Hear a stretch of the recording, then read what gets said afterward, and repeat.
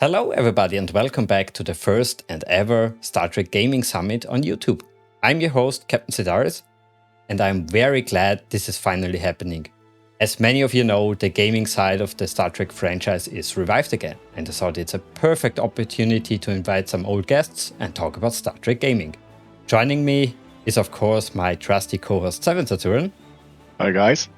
Then on our Discord channel is again VonFrank, creator of the amazing Star Trek Bridge Commander Remastered pod. Hi there. Hello. How are you doing? Any news?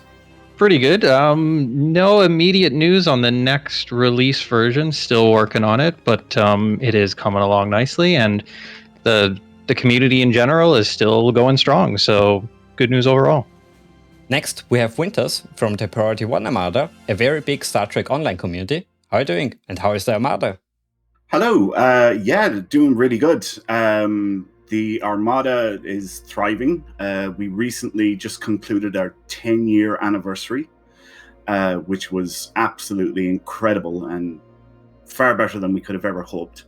And, just participation level, the prizes that we were giving away, things like that was just, really, really outstanding. So, everything going good in the Priority 1 Armada. That's great to hear. So, no immediate death of Star Trek Online, which we hear so many times. No, I don't think so. Then we have, of course, KayDash, who wrote not only an amazing article about the golden age of Star Trek gaming, but also was one of the original beta tester. Hi there. I'm really, really happy to be here with you guys. And as always, I'm constantly waiting in hope for the next great Star Trek game. Oh, I think so. We will have, hopefully, a bright future. But before we go into the future, I would like to talk about the current state. Sure, we'll get into. I guess a little bit it was already mentioned. The biggest game, the biggest player in the house is Star Trek Online. And yeah, it's going quite strong. What would you say is the current activity in the community besides your Armada? So Star Trek Online is going really well. I know what you were saying earlier, people saying, oh, this game is on the way out, whatever. I've been hearing that since I started playing the game over 10 years ago. And the thing is, they keep on bringing in, cast members from all the various shows. And that's not a cheap endeavor to do. So I think that Star Trek Online has a lot of time left in it and isn't going away anywhere anytime soon. Especially with some of the recent cast members that they got, like Gates McFadden, for example.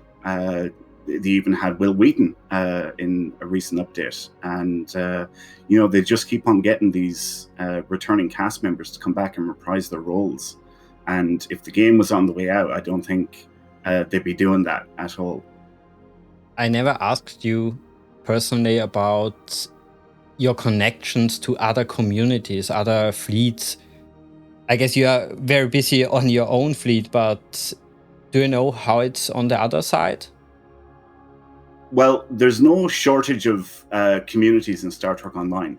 We do have contact with some of them, like the first one that springs to mind, I suppose, would be STOFA, Star Trek Online Fleet Alliance. And their community is actually made up of about 20 to 25 smaller communities. And, they all love Star Trek Online. They're all daily players. Some of them are there since closed beta. And, they're, like I said, there's no shortage of communities in Star Trek Online. And there's people coming in to the game constantly. Burnout is obviously a thing, for a lot of players. When you're playing something for a really long time, obviously you will burn out after a time. But Star Trek Online keeps on coming up with new ideas and I suppose you'd say initiatives to attract not only new players but to bring back veteran players into the game. And do we have maybe still contact to the devs and hear maybe some news, some secrets? Yeah, the devs are really, really tight-lipped when it comes to upcoming content, and it is very difficult to get any news out of them.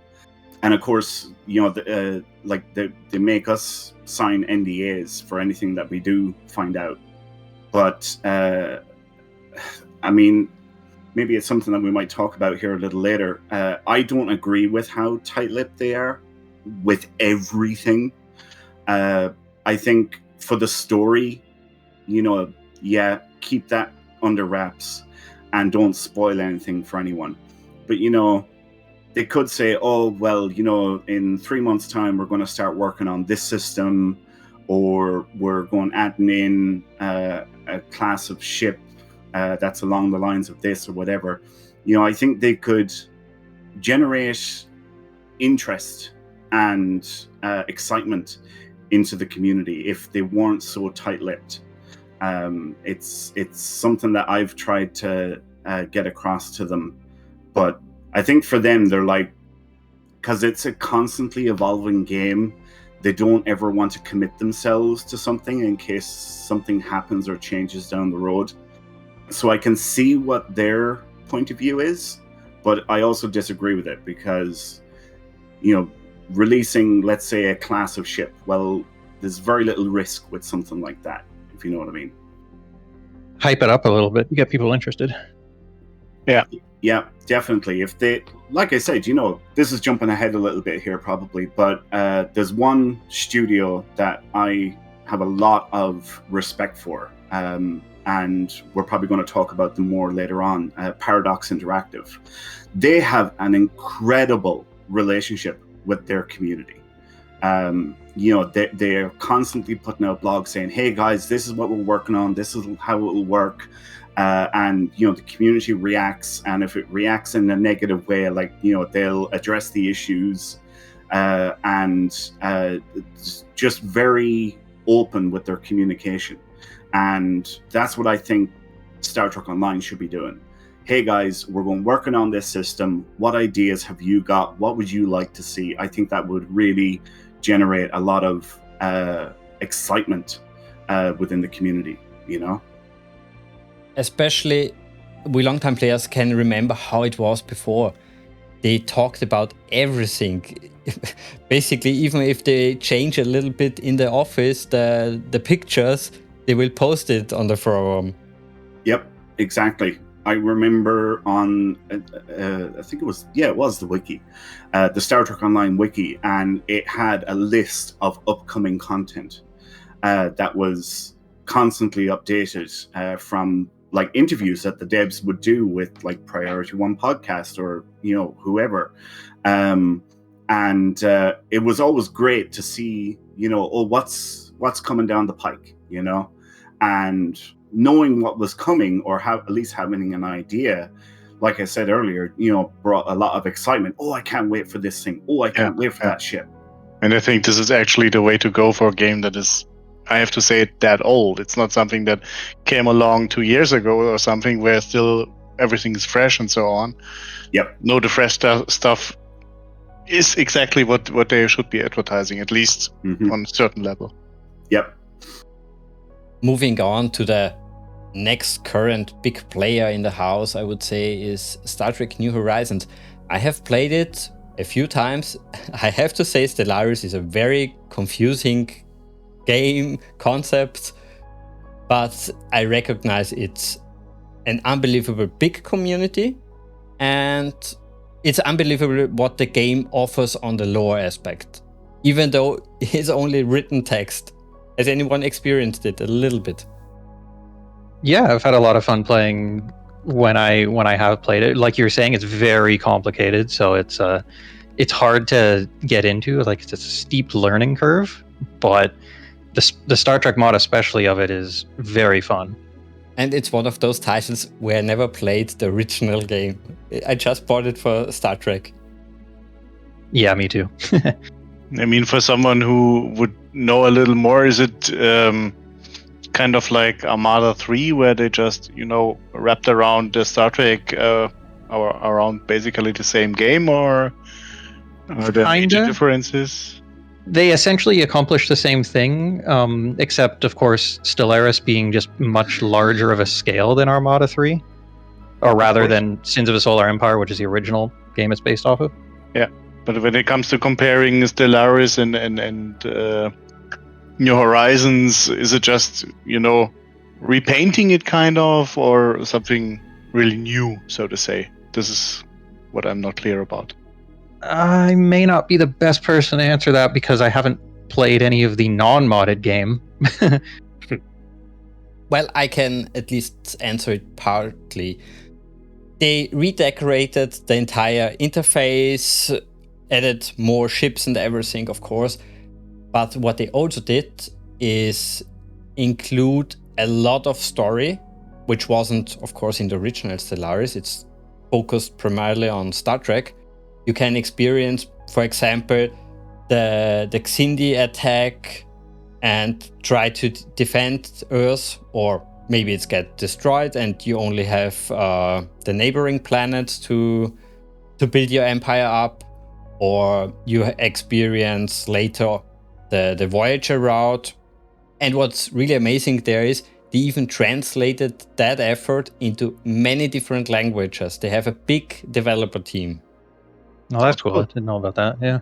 Yeah, no, I've watched a lot of it online, just watching people play, because I think when I was younger, Stellaris would have been the game that I would have just spent all day, every day playing. But my old brain these days just can't wrap my head around that level of systems now. I could, but I need to devote a lot of time to it. But obviously, the New Horizons mod it's made me very tempted to try, but I get scared. I get too scared to go close to it. But it looks awesome though. It looks really cool. It's not simple to get into, and I can imagine when you're an adult and you're coming back to the game once every month or something, it gets really frustrating to relearn everything. Yeah, you got to devote a lot of time. I would love to just know all the systems straight away because it looks really cool. But yeah. And the sad thing about the current age of gaming is they add a lot of DLCs every year, or not every year, once a year maybe, and they change the entire game on that aspect, that they include the DLC for everybody, but only the guys who paid can really use the feature, but it's in the game, and if one player has it on the map, he can use it, for example. Yeah. Interesting. Yeah. I mentioned this before we started. I tried to play this game at least 4 or 5 times already, and every time I tried, they changed so much that I have to relearn everything. Yeah, that's exactly what kind of stops me from getting into it. The idea of devoting so much time and then having to relearn everything again. It's a shame because it seems like they've done a really awesome job with. I mean, the amount of work they put into it looks, incredible. It definitely is, and really hats off what they achieved there. But we have sadly to say, maybe there is a developer team who is trying to steal a little bit from their efforts. So we will see what the future is bringing on that subject, but we will go into that later. Next, I would like to talk about Star Trek Resurgence. Did anyone play it? And did you like it? I haven't played it yet. I really didn't have any interest in it because I've never been really one for the story-driven games like that, where there's not really much gameplay and it's just story. And I've always thought, it's like, well, it might as well just be a TV show. But that being said, it looks really good, and I kind of do want to play it now. Yeah, I was in the same boat, although I have to admit, I bought it straight away just to support a new Star Trek game. That's fair. And I wouldn't encourage that sort of behavior, I'll be honest. But I'm kind of the same, that like I never really got into like the Telltale games, for example, just because of exactly what you said, that yeah, it's just a choose your own adventure kind of book, isn't it? Really, in video game form, where there's no actual gameplay going on. Or there is. I mean, I'm being a bit reductive there. There is some, but yeah, everything I've read about the game since, I'm very pleasantly surprised to hear that it seems to be, especially for Star Trek fans, really enjoyable. And so I'm now in the position where I'm kind of saving it because it sounds like it's really fun, and so I'm kind of keeping it on the back burner just for a rainy day. Yeah, that's fair. I think if anything, I'm waiting for it to be available on Steam. Agreed. Yes, that's exact. I'm in the very same boat. I'm waiting for it to come to Steam or something else. I also have to say, I bought it primarily for the message. It's important that we get more Star Trek games and we buy them. Yeah. But I also hated it that it's on Epic. Yeah. It's not okay. I really hate this platform, especially since they just brutally killed Unreal Tournament in December of last year. So it's tough to buy anything from that company.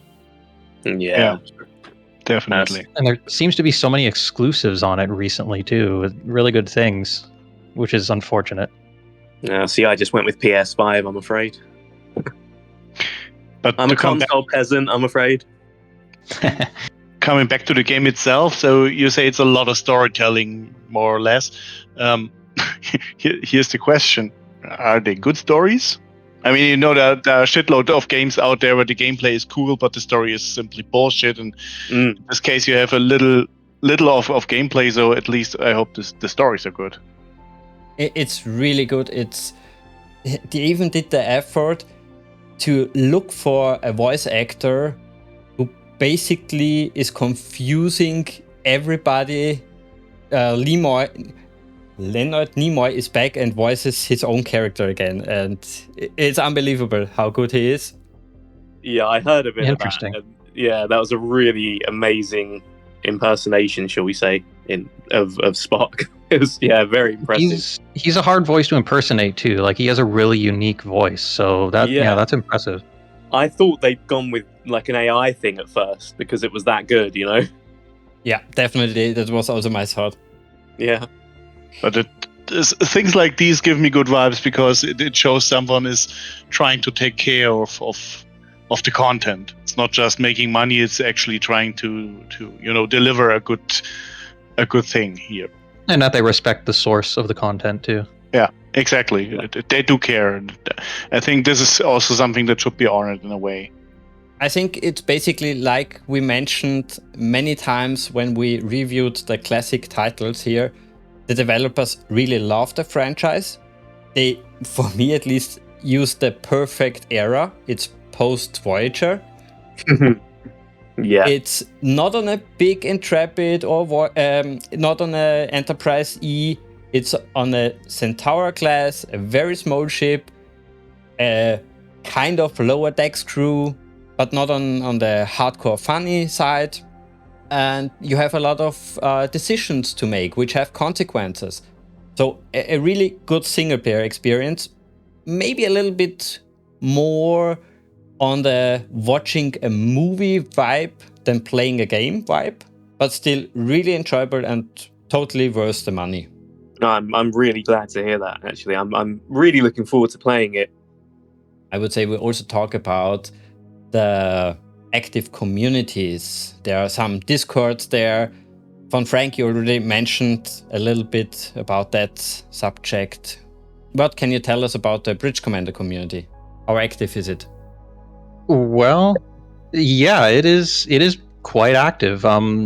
Bridge Commander in the last several years is kind of seeing a bit of a resurgence for interest in modding again, which is kind of nice. So we've got a bunch of new people to the modding scene who haven't been in it before, who are bringing some new ideas and new in-depth digging into the game and seeing what can be done, which is nice. And aside from that, too, we've also had a bunch of the older modders come back too, seeing this new interest and getting them interested again. So yeah, it's very healthy. It's there's lots going on there. There's always new things being found out. What do you think? Sorry, if you don't mind me asking, what do you think caused the sort of renewed interest in that? I would say a really big part was the re-release of the games on GOG, because for a long time, especially with Bridge Commander, there was no real good legal way to play it. Yeah. Because unless you had one of the original discs, or unless you just happened to find it elsewhere on the internet, there was no real way of playing it.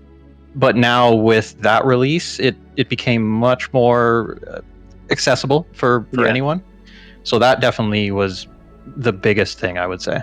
Yeah, no, that makes sense. Because Bridge Commander was probably my favorite Activision released or published Trek game back in the day. I absolutely loved it. And so one of my favorite things to do is to go online and just watch the latest sort of videos of the latest mods for it, Yeah, for sure. It was same for me. I always found it was the best out of all those ones back then. And the gameplay, especially, it was one of the few that had full 3D combat. It seemed very realistic in that sense. So yeah, it was very good. And of course, the story also top notch with it being written by one of the Star Trek writers, having a lot of returning cast for voice actors. Yeah, it was very, very well done. Yeah. I think the GOG re-release helped the communities a big time. On the other side, I also have to mention it really died very quickly out again in some of the other titles. In Bridge Commander, I see a lot of activity, but on the Armada Discords and Elite Force, it could be a little bit more, sadly. Yeah, I don't think the others carried as much as Bridge Commander did. I mean, if anything, that just kind of points to how good of a game it is. But yeah, the other ones unfortunately didn't get as much momentum. I think it also depends on how healthy the communities actually still are without any re-releases or something. If it's already almost dead and a re-release comes, it's certainly a lot harder to get things going again in comparison to where things are already moving and then comes the re-release around. And I think it's pretty much that. It was a push, but you need to continue pushing something, and if nobody's there doing that, and things will die out slowly again. For sure, yeah. Twice nothing is still nothing kind of thing, right? If there's nothing there, it's kind of yeah. We have a new guest, I think. Oh yes, joining us now is Skyblade. How are you doing? Hey guys, yeah, I'm Luke. I run a channel called LT Gaming. First of all, I was supposed to be here, but I completely mixed up the date, so I thought that it was tomorrow. I was sat here just happily playing American Truck Simulator, and then Sidaris messaged me and said, where are you? And I suddenly realized that I was over an hour late. So my apologies, but I'm here now, and hopefully I can contribute to the discussion. You've made me feel better because I made a similar mistake. Not the only one. Brilliant. Good stuff. The focus is off you now, Kay. I'm the bad boy of the group. Yeah. Sure.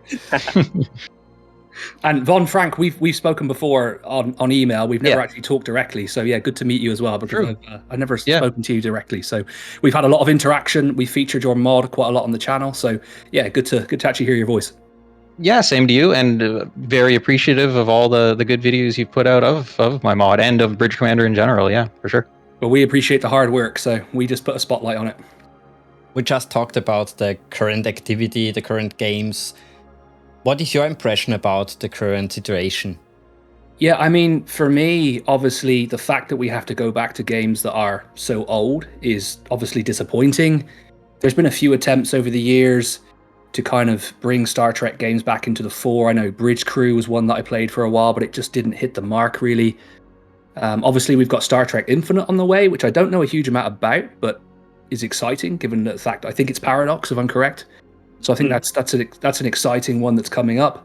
But I think, like I said, thanks to the great work of the modders on games like Bridge Commander, we still have Star Trek games to play. And it's disappointing that there's been nothing really come out in recent years. They could probably do something much better. Obviously, Star Trek Online, but I haven't played so much of that one. So yeah, I think the market is there for it. We can see in the success of our videos. I mean, we wouldn't do so much Star Trek if it wasn't that successful. Now, of course, I enjoy Star Trek, but it has been our most successful video series. So the market is out there. So, commercially, it must make sense for somebody to make a move on this franchise. You'd think so, especially with the Yeah, sorry. The with the resurgence too of the TV series. I mean, we have many TV series running right now that we haven't had since the mid '90s when there were multiple going. So there's definitely a rise in popularity again that the trend should spill over into the gaming. You would think. Totally agree. Yeah, I think that given the fact and the success of Picard, even, and I think I highlighted it in one of my videos, I really caught up with Picard in season 3. There surely has to be that market out there for a new game, and that just hasn't transferred over. So I don't know if there's rights issues, whether it's if they've been bitten before with these games or what's happening. But the fact that we have to go back to a game from 2001 to sort of experience Star Trek is a little bit disappointing, but also great because I never got to experience that game the first time around, so I'm having fun with it. I do know that from having talked to the devs, that since, we'll say, this rebirth of Star Trek with all the new Star Trek shows and everything, CBS apparently has really taken a tight grip of the reins for the entire franchise or the IP. Because before this rebirth, I know Star Trek Online, they were, do whatever you want. They weren't interested. The only time they wanted to know anything was if they were going doing something big, like if they were going killing off a character. They would have to run it by CBS first and get the green light or the red light, whatever. But since this happened, apparently now they're like, right, tell us everything that you're doing with story-wise, and they want to know every little detail. That's what the devs of STO have told us on a few occasions. So maybe it's, I don't know, could it be that they don't want to put out licenses for, although that doesn't seem likely, really, does it? I mean, maybe now that so much money is involved, they're just being super cautious, which I can kind of understand on one hand, and then on the other hand, it's the old thing, if you don't take any risk, you get no reward. So Right. It's hard to say whether that's a smart move or not. Yeah, I mean, to me, it seems like this is the perfect time to Capitalize on it out there. I mean, when you look Yeah. at what they've been doing with the Star Wars license, I know there was obviously a few missteps there with EA and the things they put out, but there's multiple Star Wars games in development. I know it's a cliche to compare Star Wars and Star Trek, but it's kind of the closest analogy we have at the moment. For sure. In terms of, and it just seems maybe that's changing with the recent games, the announcements we've had recently, like you said, with Resurgence and Infinite as well. But it seems like they're way too kind of, I don't know if picky is the right word with who they give the license to, but they're just holding on to it very tightly for some reason. Overly and I cautious. can't imagine that. I could be completely wrong, but I can't imagine that there's a shortage of developers who would want to make a Star Trek game. Mm-hmm. Right? Certainly That not. must be a dream for so many developers to get to do that. And Yeah. amongst them, there's certainly a lot who really can pull it off. Yeah, Mhm. absolutely. And sadly, also, there are already examples of modders and the guys who created Stage 9 who did amazing work and showed how deep the love and the fair treatment for this franchise is. They could use that, but they've always failed to do, or I don't know what they're thinking. Yeah, absolutely. And especially, it seems like it's the kind of trend right now in TV, movies, and games is to not take the risk of, creating a new IP. Okay, fair enough. Star Trek is one of the biggest IPs on the planet. There's your IP. Use it. Yeah. And I believe I've said this multiple times. There is a lot that you can capitalize from, because there are so many untold stories out there. Things that were just hinted in the shows or that were talked about, but never anybody really got into them. There would be a lot you could expand on without even having to compromise any existing lore. 100%. That's true. Yeah. And I think it goes back to the point I made about the market. We have two big games on our channel. One is Mountain Blade, which is obviously has a large player base and is extremely popular.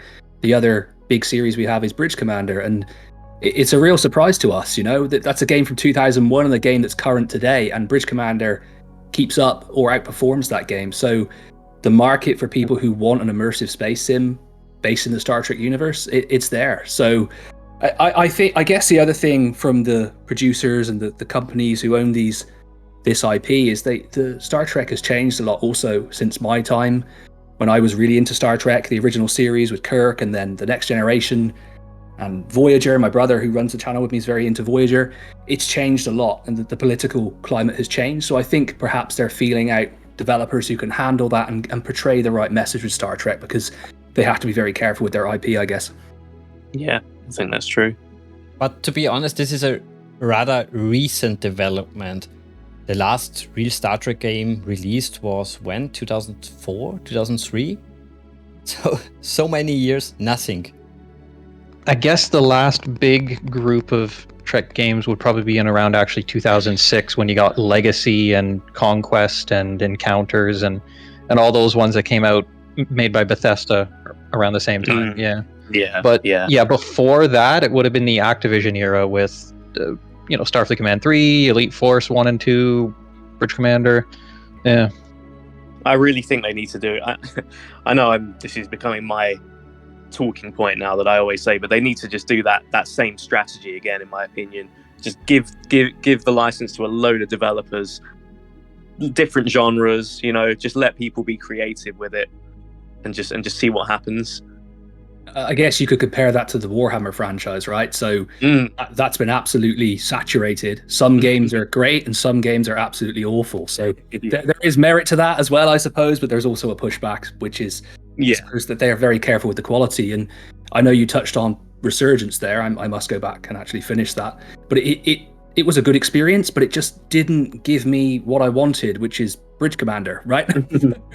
So yeah, that's the issue for me. They're not giving us what we want. And maybe sometimes when I'm making these videos, I think, is this what I want, or is this what all the Star Trek fans want? Or so it's interesting to kind of understand if that demand is out there. And I guess the only way they're ever going to find out is if someone takes a chance. Yeah, there is that risk involved. Yeah. Or maybe even hire a community manager and ask the community what they want. Yeah. It's not that hard. They definitely seem to be willing to take risks, or more risks, with the TV side of it, at least now. So That's true. Hopefully that will transfer somewhat into the games. I mean, fingers crossed. I'm hoping there are big Star Trek games in development that we don't know about. It would be insane if there isn't. I'll say that. Definitely. But I would like to talk a little bit also general about what you would like to see in those possible new and amazing titles.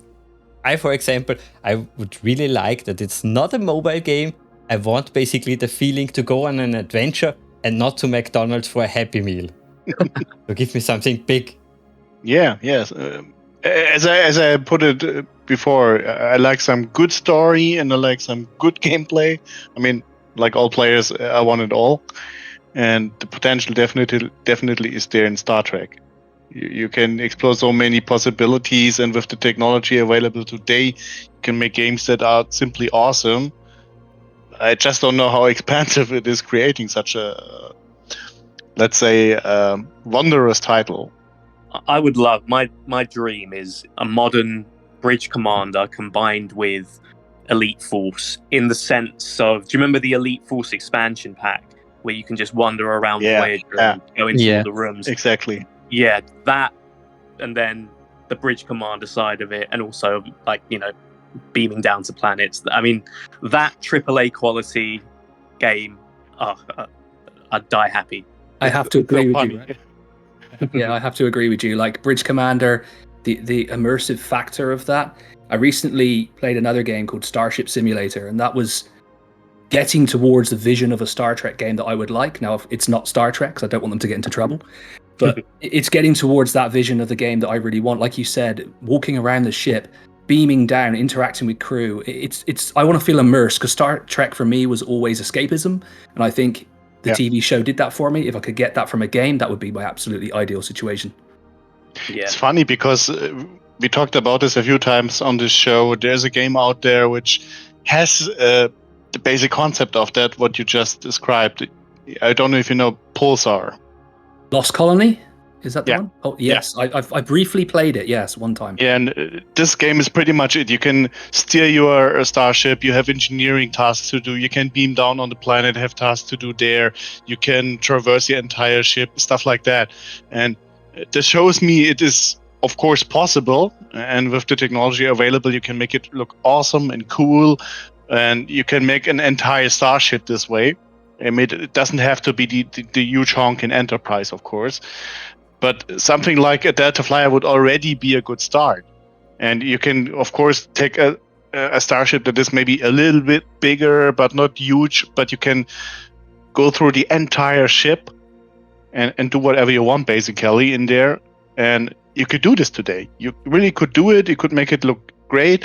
And I'm 100% sure you could create a really cool story around that would suck any hardcore track player right into, and even a casual player would love to do it, because you simply can, as you said, immerse yourself in the situation.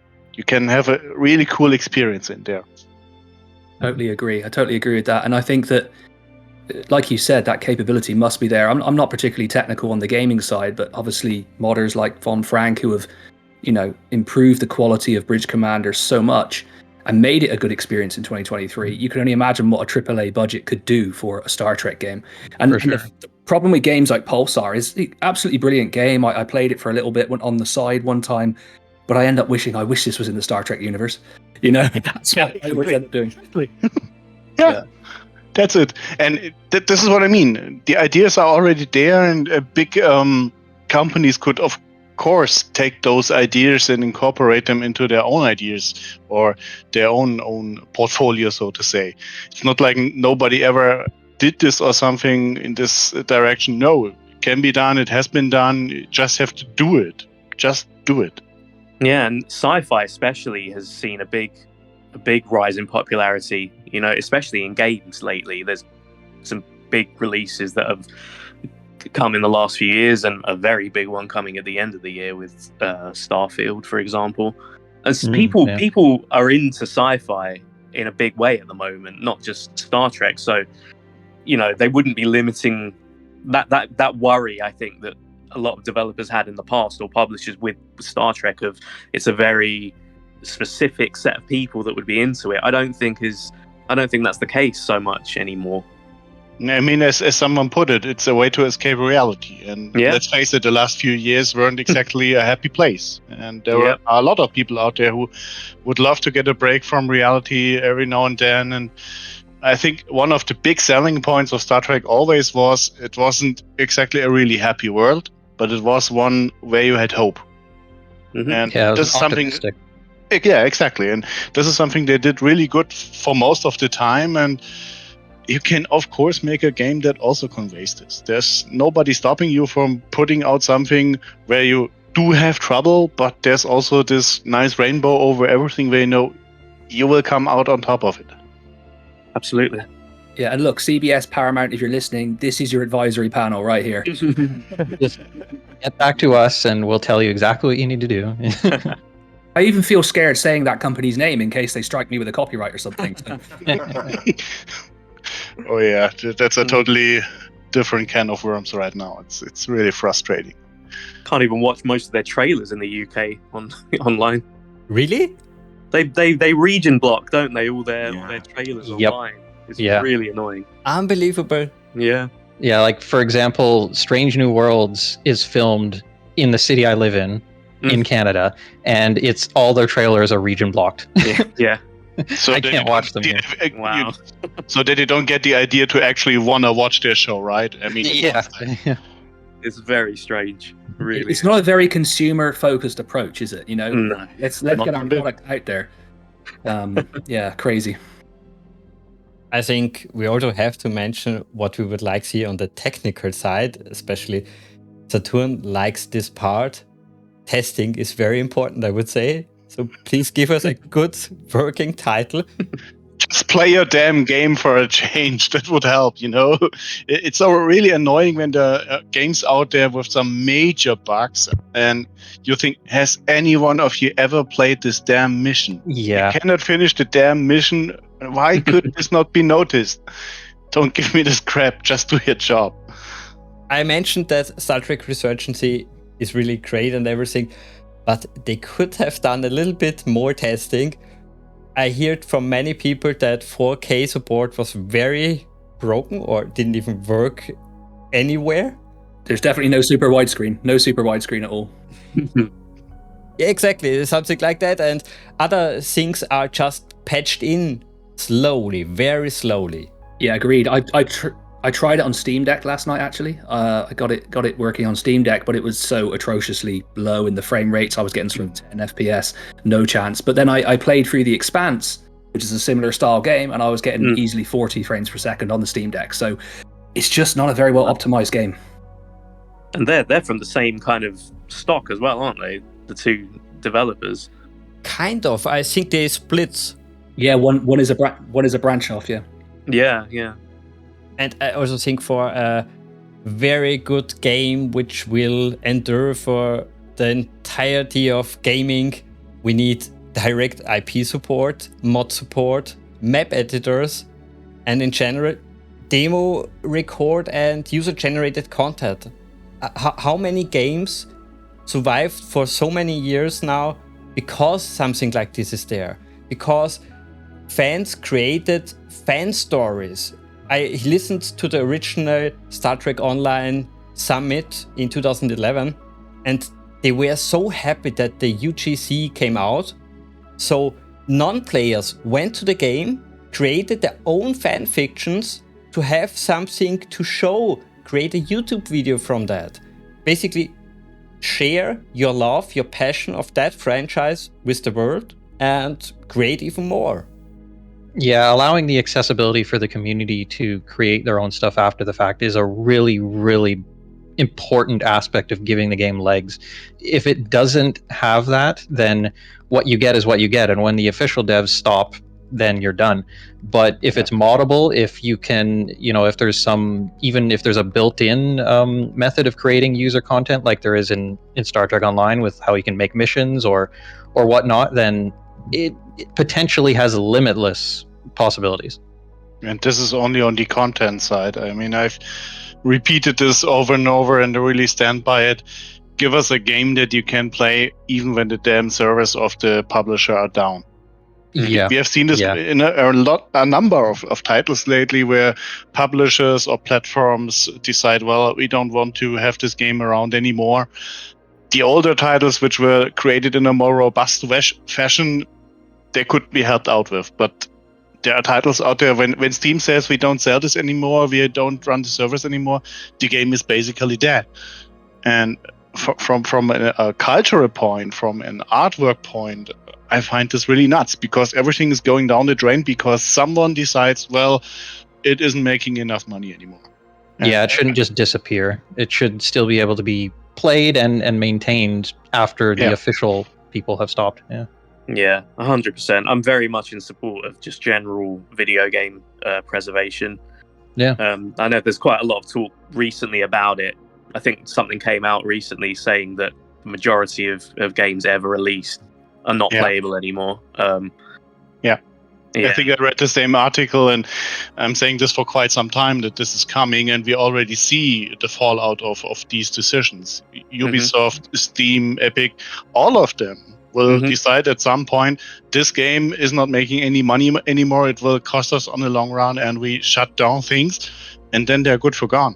Gone for good. Not even that. They don't only shut down the servers. Yeah. They go actively to all the companies who sell the game and say, please don't do that. I don't like my game anywhere on the internet.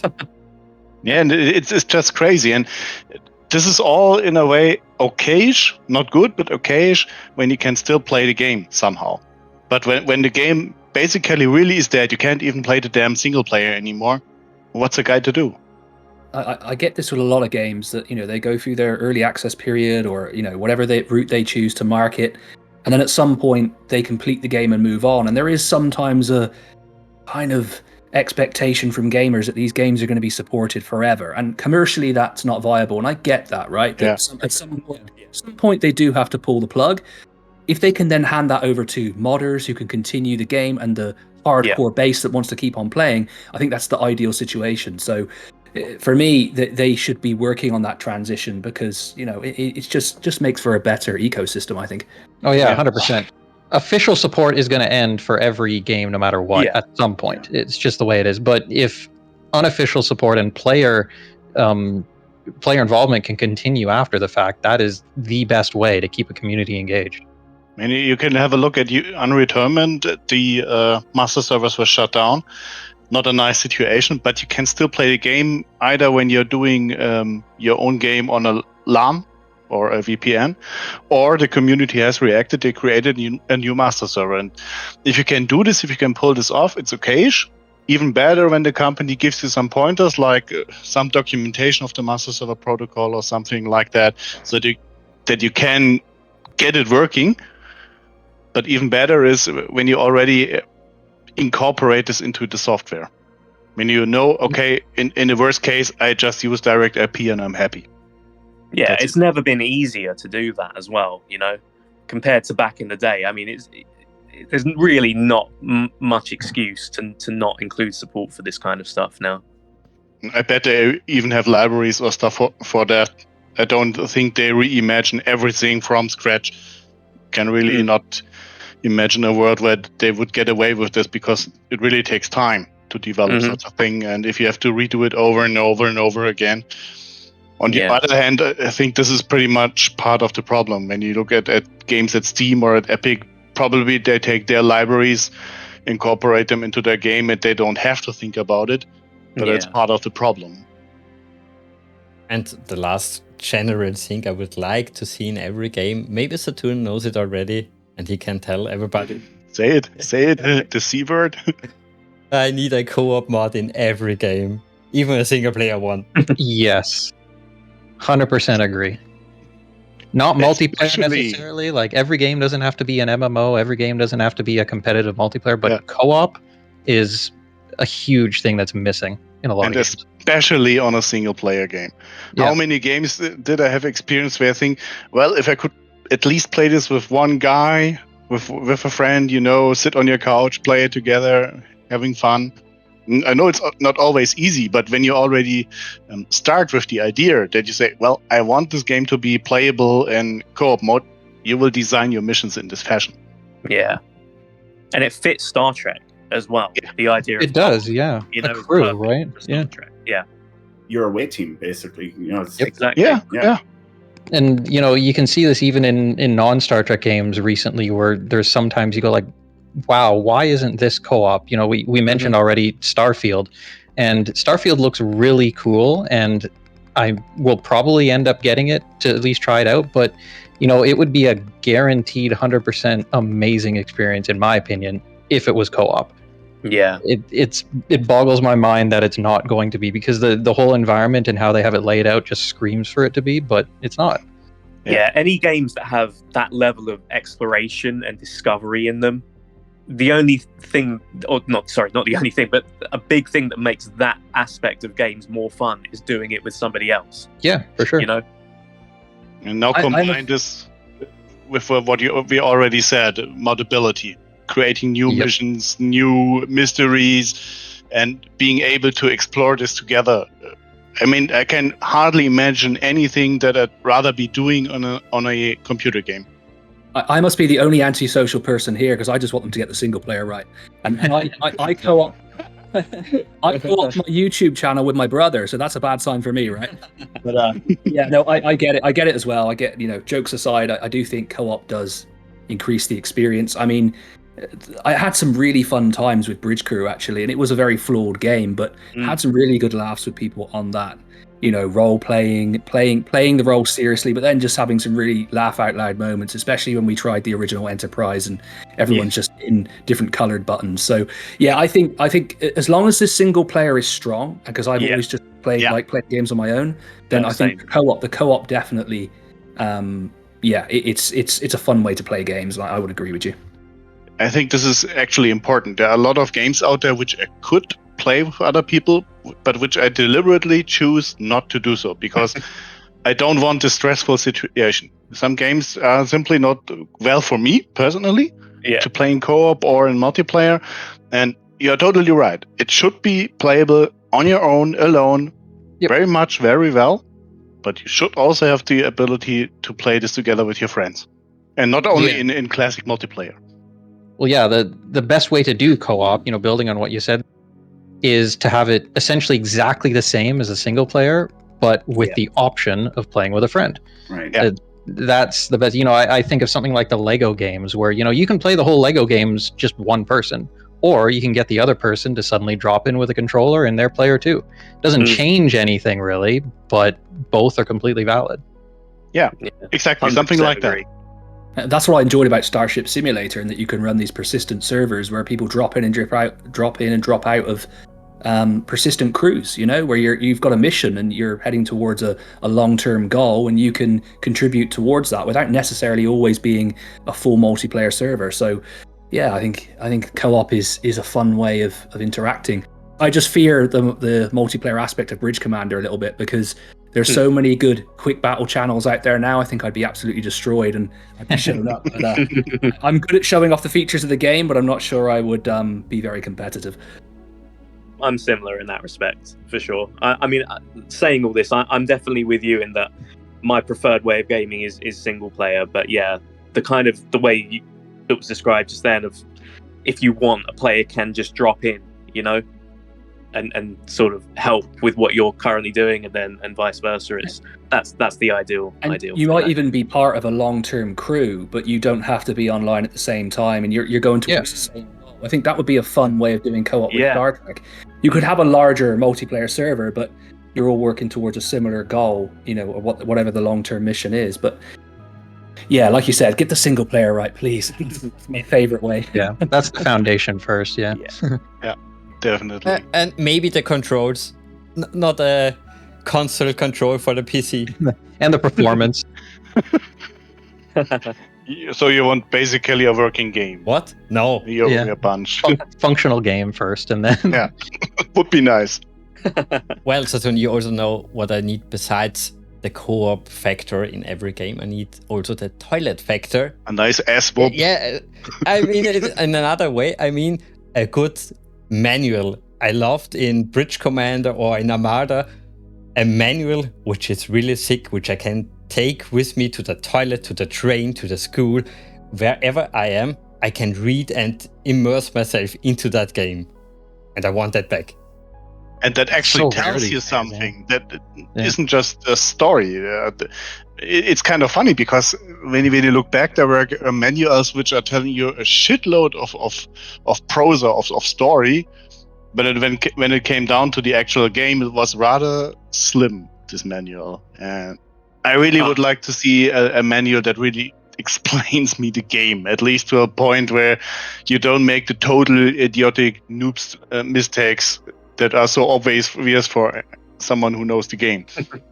It makes me smile to hear you say that, because I was a bit weird in that sense. When I was a kid, I would wake up early in the morning and just read cover to cover my Sega Mega Drive, like game manuals, because I wasn't allowed to play on it, obviously early in the morning. So the next best thing for me was just reading the manuals. Yeah. But they would include those little story. Even Sonic had a little story thing in the manual.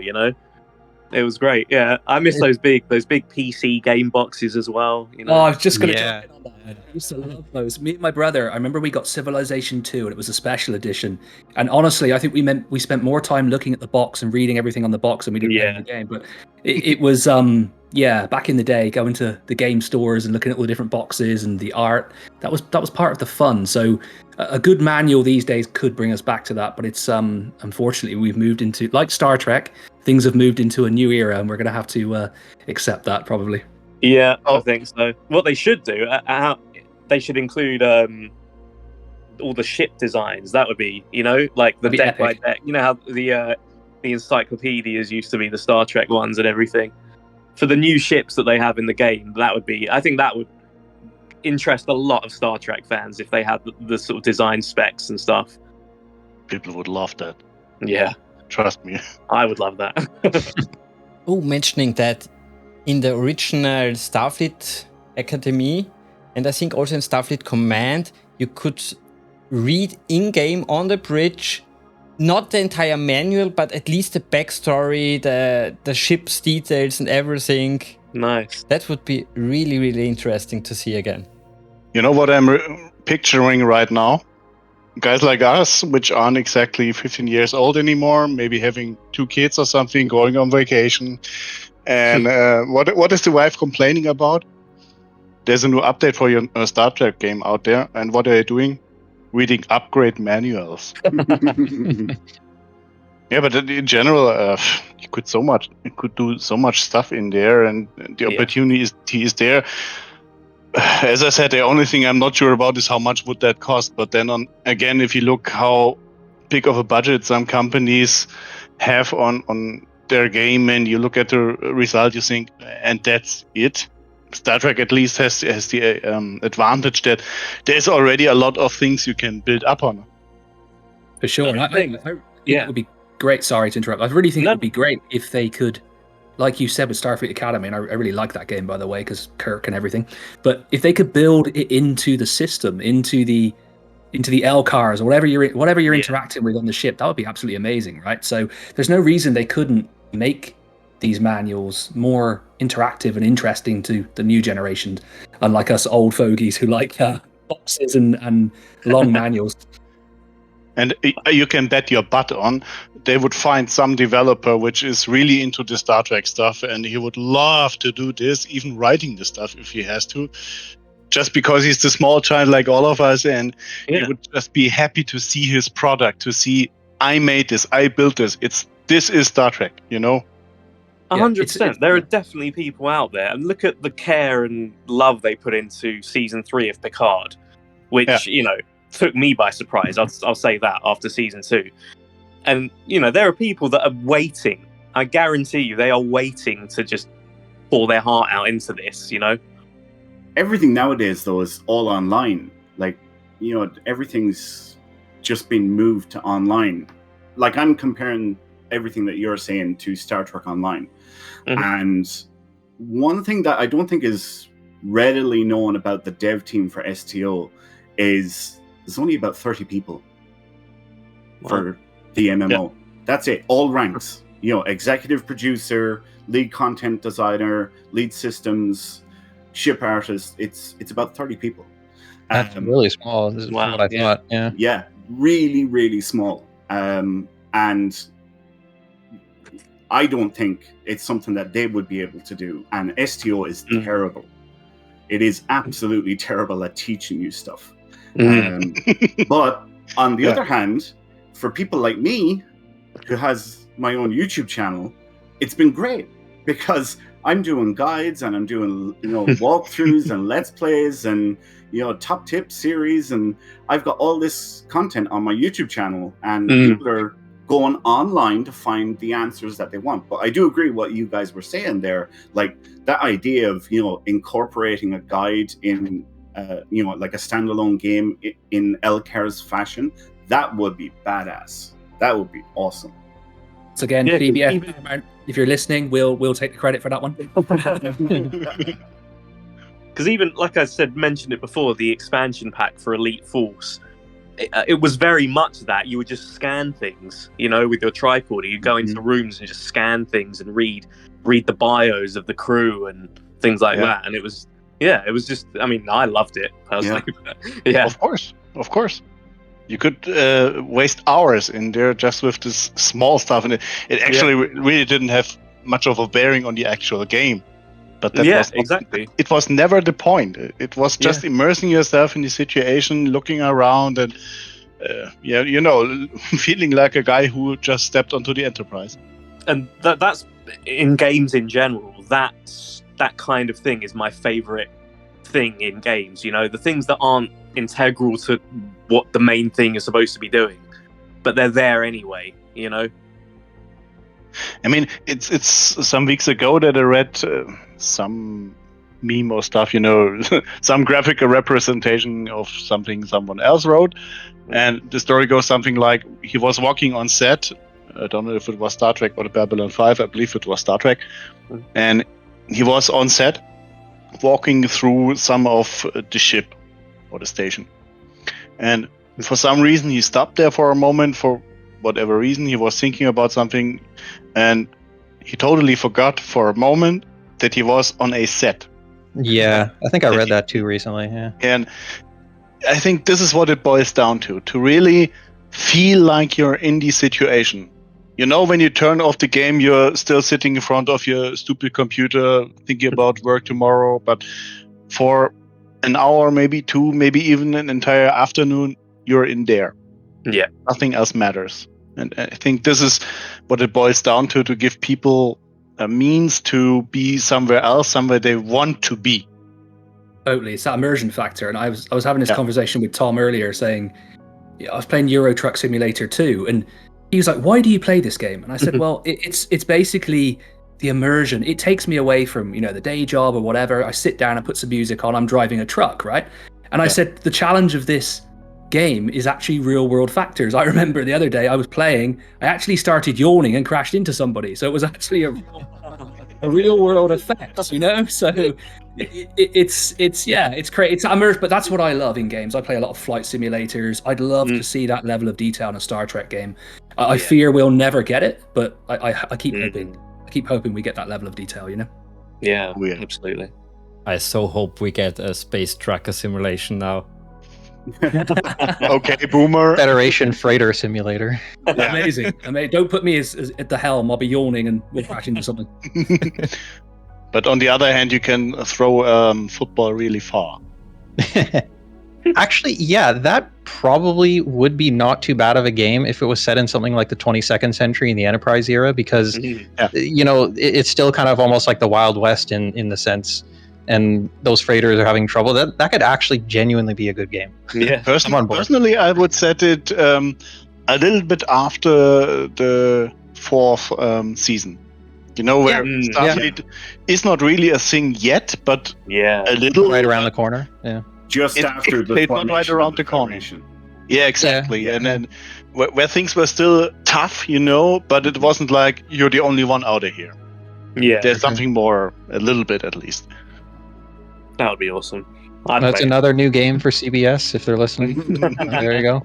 Wouldn't it be funny if we just saw all these things slowly materialize over the next year?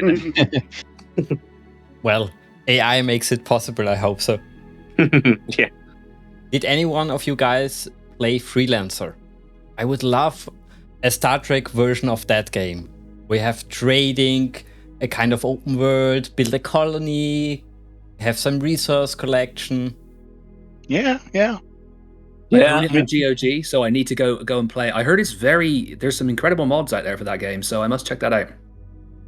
Yeah, there are, but sadly, it's one of those titles which you can't buy anywhere. But I think this scratches a little bit on what could a title actually be in general. I mean, there are, spaceship simulators. You have shooters. You're going around and shooting stuff. You have strategy games where you move around ships. But the let's say someone who is not piloting a starship, someone maybe isn't even with Starfleet, but tries to build up a colony, doesn't even actually need to be with Starfleet at all, but could still be in the Star Trek universe. And you could build probably a game out of a career choice, so to say, well, we are a terraforming company and we have to do things. And you can deconstruct what is their task, what is there to do, and what could the player be doing to achieve this goal. And I think this is not exactly done a lot, that you do not choose one of those generalizations like, well, I'm the shooting guy here, I'm with Hazard team and I shoot things for a living, so to say. Yeah, okay, what are you doing in between? Yeah, what's your other job? Yeah. And I think this could also be done a lot in Star Trek, because there are a lot of things that are, how should I put it, exotic in today's words, but could be an everyday job then. Yeah, for sure. I have a question that I'd like to pose to you guys, because one thing I'm noticing here is, we're talking about Starfleet, we're talking about setting up a human colony. this kind of stuff. How would you guys like a Star Trek game, but it's completely different to everything?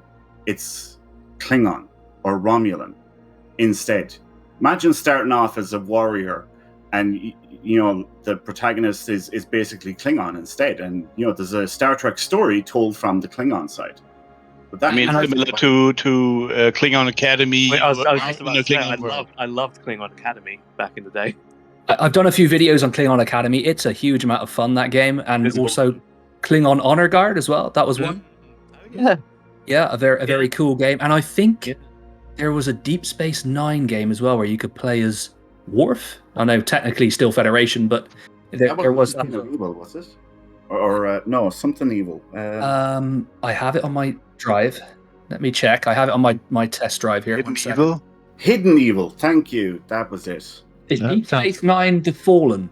Oh, The Fallen. Yeah. I heard about that game, but I didn't play it. It was Hidden Evil that I played. Yeah, Hidden Evil. I just got that on GOG actually, so I must check that. I haven't played it yet, so I'm gonna play some of that. But then also there's those full motion videos one, Star Trek Borg and Star Trek Klingon as well. Yeah. So it's been done, but I agree with you. I think it could be a really interesting angle because Definitely. I mean, imagine you are doing still kind of a shooter game, but you put it on a Romulan Tal Shiar ship. Right. Your tasks are not the everyday, go in, barge in, shoot everything to shreds and go away. No, your job is really to be not noticed and still get the job done. A different approach to the shooter. Imagine a marquee game. Exactly. Yeah.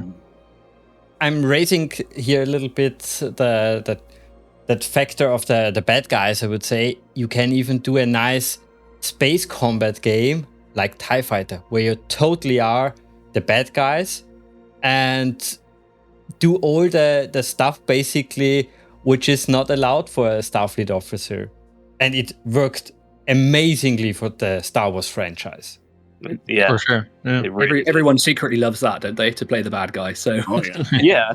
Dungeon Keeper just as Star Trek. That's why I was so disappointed when they cancelled that Star Trek Assimilator game that was going to be the last one of the Activision published games. And it was obviously, you can guess, a game where you'd play as the Borg and take over the Federation and everything else. But they cancelled it because they thought that it went against traditional Trek values. that sounds incredibly fun, though, I have to say. It does. It was the one. I love the Borg. They're probably my favorite thing in Star Trek. I've always loved the Borg, and I was really looking forward to that one. Have you ever heard of how they ended closed beta in Star Trek Online? Have you ever heard that story? No. So on the final day of closed beta, but before they wiped the servers, basically what they done was the devs logged into the game as Borg, and they invaded Earth's space dock. And players came in, and once they were dead, they were dead. That was it. Oh wow! And they took over the entire starbase and killed everybody. It was like the best way to finish. Amazing. That's amazing. But how is this not a bigger story? How I never heard of this before? I've never heard of it. That's cool. That's very cool. Yeah, I thought it was such a genius way to finish closed beta. I thought it was absolutely fantastic. But no, going back to what you said about playing as a different Star Trek race, for example, or something. The thing for me is I love just the universe, right? The aesthetic of the Star Trek universe in general. And I just feel like you can make so many different genres as long as they're authentically set in that universe to have, the feel that you're in Star Trek, Yeah. I think that, for me, in terms of Star Trek games, is one of the most important things, rather than making a game and just sticking a skin on top to make it look a bit like Star Trek. Do you know what I mean? Yeah. It has to have the feel, Yeah. And Totally Elite agree. Force did that really well in that a lot of people, before that game came out, a lot of people were, concerned of a first-person shooter in the Star Trek universe. That doesn't sound right, but it felt like, it looked, felt, sounded like Star Trek. Yeah, it was really immersive for that. Yeah. Yeah. I guess we just have to think from a commercial side as well. If we were the people taking that risk, putting our money on this game, would we take that risk at the moment? Probably not, right? You'd prove the concept, if they can make a good Star Trek game, then we might get those variations and those, through. Yeah, that's we've seen it done before, but we probably would have to wait for those variations to actually come to fruition. Yeah, I agree. I'm just so, and again, I hate to make the comparison, but I'm so jealous of the Star Wars games that people are getting, and I like them too. Yeah. I think they're great, but I see them and I think, why can't these be Star Trek games? Yeah, agreed. Pretty much, yeah. Yeah, I've flip-flopped between Star Trek and Star Wars throughout my life, and at one time I've been super interested in Star Wars, another time Star Trek, but Star Trek's the one I always come back to. Star Wars, at the moment, haven't really bothered with it for a long time. So, in the games, I play some of the more retro games, but Star Trek, it's always been there. I've always found it relatable, whether it's the original Kirk series or Voyager, or I've recently rewatched Enterprise, nice. just for the gel scenes. I don't know what that's all about, but hey. When I first saw that, I was like, wow, okay, random. This is definitely the 90s. But Star Trek's always there, and I've always enjoyed the novels as well. So, it's just something to come back to, and it's something that's always been relatable in my life. So I think same for all of you. If we could get something great moving forward, we'd all welcome it. Absolutely. Yeah. So who do we speak to? Do we have any contacts at Paramount, CBS? What can we do? If only. Well, I would say maybe we move to the different genres and just bounce around ideas what we would like to see. Sure. For me, Bridge Commander. If we could get VonFrank onto the advisory board of whoever makes the new game, that would be excellent. An immersive Bridge Commander, like we said, where you could take on different roles. You could build in that co-op. You've got all the different starships. You can be whichever captain you want to be. Be yourself, hopefully. But for me, that's the game that I was so happy to get working, because I never got to play it the first time around. I was so humbled that it did so well on our channel. It's been absolutely great for us, and so I owe a lot to that game, and I play it all the time, casually, and I think that it's what I would like to see moving forward. And if we could bring in other aspects like away teams and some first person shooting aspects, I'm not going to complain as well. But that would be my ideal game, an immersive Bridge Commander, with today's graphics and today's technology. We need a Bridge Commander with a modern game engine is what we need. That's the limitations I've been running into now, and a lot of the community have been running into for Bridge Commander. It's that it is a huge open blank canvas in the way that the original devs made it potable, but we're running into limitations of the game engine because it is an engine from like 20 years ago, so it's bound to happen. Yeah, a modern engine, I think would be something for everyone to get excited about. Yeah, no, that's definitely my top pick, exactly what you guys just said. But I think, and not to get ahead of things, but what we might potentially be getting, but I would love to see another kind of Birth of the Federation style game, because I think that's probably the Star Trek game I put the most hours into back in the day out of all of them. And I can't even, I'm not sure what it was about it that drew me in, because I'm not traditionally into that style of game. In fact, that's probably, out of that, any games of that style, the turn-based kind of thing, that's the one I've played the most. And it just like I said before, it had that Star Trek feel. It was all Star Trek, everything from negotiating, trade agreements or peace or war and things like that. The sound effects, which I just still haunt my dreams, So fingers crossed we might be getting something like that in the future, but that's something I'd love to see. I'm going to have to pick your brain, because I've just got myself a copy of that game, and I've got all these. I've got about 9 or 10 mods for it as well. There's a lot of expansive mods. So yeah, it looks good. It looks good. I love the menu system. It's really awesome. So yeah, I recently managed to install a copy of it literally a couple of weeks ago. Oh, guys, we can really help you there.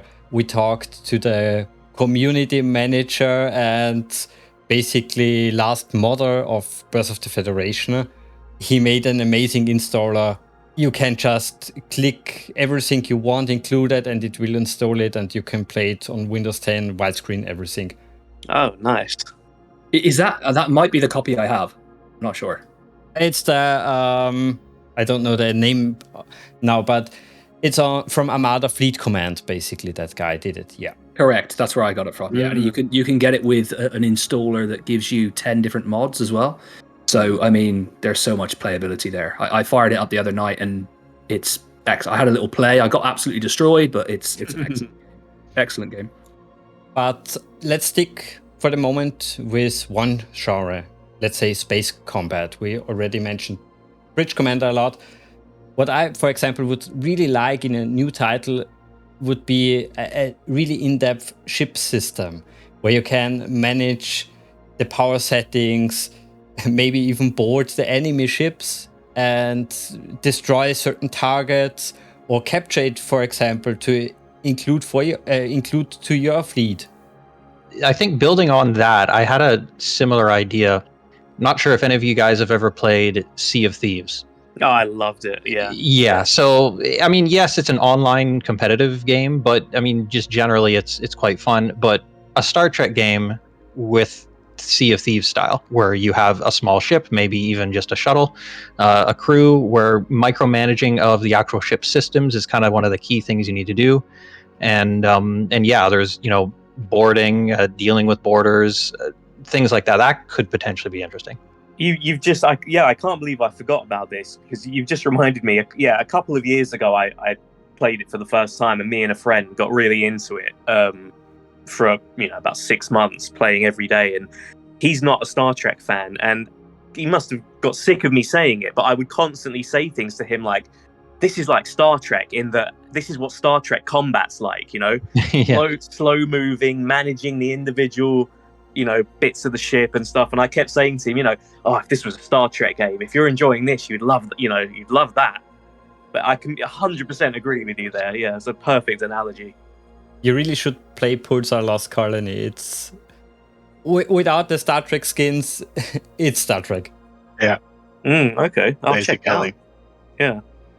Basically, you have one captain, one engineer, one pilot, one tactical person, and one science guy, and you have to work together. You can board the enemy ship, you can go to the ground, you can discover artifacts, you can go for distress codes. You can be boarded, you can board, stuff like that. Okay. And it also matters what race you are. For example, Saturn was a robot, so he didn't need an environment suit. It was really funny. Everybody was dying. Nobody knew why I was still standing. And yeah, because life support ran out. I'm a robot. I don't care. No, I've just looked it up on Steam. Actually, that is, interesting. And including here, maybe the ideas from Winters, from Star Trek Online, have a big thread in the background. Something which comes at a certain point, like a Borg invasion or Species 8472. Something big for a single player game where you are really pushed to your edge, or if it's a MMO or normal online play where you basically have to stop PvP and fight that threat. Work together. This is actually what I was thinking when you were talking about, then Earth was overrun by Borg. Could this actually be done? That you say, we have some sort of upcoming event, it is advertised, something is going to happen at a given date, and during that time, everybody is called upon to fight this catastrophe, like a Borg invasion, like 8472 or something. Everybody has to work on it in this world that was created by this game. Yeah. Can this be done? Because imagine it, you announce it, the thing happens, and nobody gives a shit, and nobody does anything. Everything goes down the drain. What's then? I'm not sure. But the idea is compelling. But I'm not sure what would happen in reality if people really would go for it. I can imagine totally that would be happening. That people are saying, a friend of mine has this game too, and he hasn't been playing this for a while, but we have this problem here. It's an emergency. Get your butt up, fire up your Steam, get into the game and help out. I could imagine that happening too. It would be really interesting what would be happening. I've never played it. Is that like an EVE Online? They used to do that in EVE Online as well? Yeah. Events like that? Yeah, I've got a friend that plays that, and Elite Dangerous as well. I don't know if anybody's played that. Yeah. Yeah, I think they do similar things. That fits with Star Trek as well, because there very often is that looming threat in Star Trek of something like that, you know? Yeah, and people have to get their shit together, basically. Yeah. It just, again, reminds me of Birth of the Federation. They would do things like that, you know, where a Borg cube would show up and just decimate 40 hours of gameplay that you've put in, or the crystalline entity or something would appear, and And as far as I know, this also happens in multiplayer. Sedaris mentioned it at some time, and then Borg Cube is very likely to kick your butt anyways. There were times, I mean, I'm not joking, there were times playing that game when a Borg Cube would show up and I would just start a new game. Because there was no point. It was like 10% of the time you could defeat them, but even if you did, you're back to square one again, you know? Star Trek Online kinda has something like that. They call them battle zones, where you and other players have to capture areas, and when enough progress has been made, then the big boss comes in, and if everybody isn't working together, like you're not going to finish the zone, or it's going to fail. But once it's completed, then the whole thing resets again, and you start the same thing all over again. I might be wrong, but does that happen in Master of Orion as well? Has anyone played Master of Orion? No.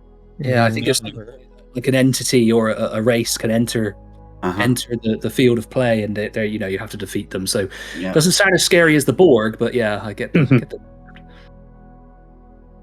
Another thing I should mention here is maybe having an enemy like the Borg, which is really a threat.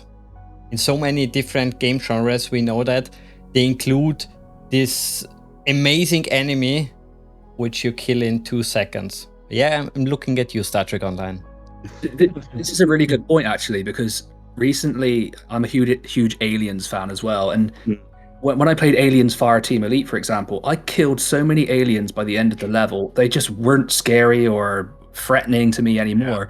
But when I went back to Aliens Dark Descent recently, the aliens are a real threat to you. So it's striking that balance. And of course, Alien Isolation did it well as well. So I think that's a really good point. If we can have an enemy that we actually feared and was a real challenge, I think that would be very interesting. I remember when I first started playing Star Trek Online, and the sight of a Borg tactical cube, I was just, it was like, oh no, oh god. And, now it's just like, whatever, just another one? Just another one, okay. It's unbelievable how hard it is for me to imagine a game where I want to restart the entire game because only one faction or one ship is coming to me. Yeah. Some people love that self-punishment. It was crazy, Some people really like pain. Look at Dark Souls. Some people just like it. Exactly. True. This is why I stick to Euro Truck Simulator, because it's just nice and easy. Blinking you fight is traffic. Well, the danger lies around the corner. Just take one sip and it could be over. Or I fall asleep. That's the worst. Yeah. But no, it would be great to see the games bring the Borg back in that sense, because it kind of started with Voyager, right, where the Borg kind of lost their threat level a bit, right? Yeah. Over and over again, you had this one small ship kind of taking them on and winning. And just to be clear, I love Voyager, but they did significantly weaken the Borg. And then I think, like you mentioned, games like Star Trek Armada, which I also loved, both of them, but yeah, I mean, your cubes were just blowing up left, right, and center. Yeah. I mean, this is something that Fleet Ops, for example, did a little bit better. Yeah. Because when a damn cube is coming your way, it's a real cube, not one of those tiny scout cubes. You're in trouble. You need a lot of ships to fight that one off. And in comparison to Armada, it's just paper cubes there. Forget it. Yeah. And Voyager, just touching on Voyager, it was such a great concept, right? And you could bring that to a game where you're a Starfleet captain lost in the unknown, and what are you going to find out there? It's like the ultimate 5-year mission. That excites me as well. If we could get that exploration aspect into a game, that would be amazing.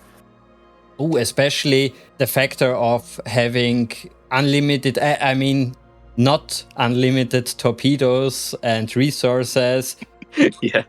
Maybe even use the environment like a special nebula, the sun. There were so many crazy tactics in Star Trek which we could recreate in those games. And no episodes featuring Tuvix. That'll be ideal. Oh god. Well. We need a skirmish editor to recreate everything. So we need that. Hunt for black coffee. I think if I remember, the Star Trek Academy games, both of them did that side of things really well in terms of, you could go into the sort of start going towards the sun or into the atmosphere of a planet, right?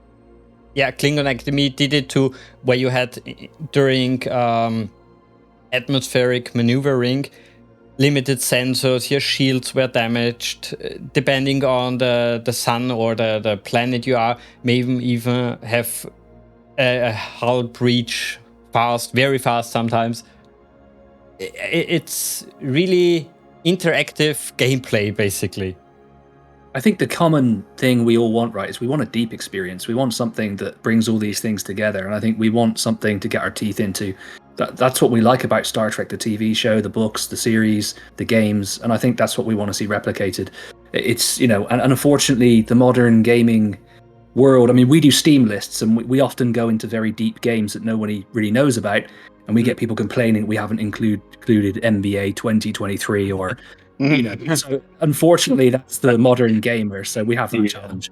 It would be interesting if I don't know how closely all of you have followed Starfield, but it would be interesting to see if that generates more of an interest in that kind of whole sim aspect of a sci-fi game, because they seem to have really deep systems there. In terms of where you can go, what you can do, boarding enemy ships and things like that. And if that game does well, maybe that's the sort of kick up the arse that they need. Yeah, that could be the catalyst, right, for that genre to get popular again and prove that concept.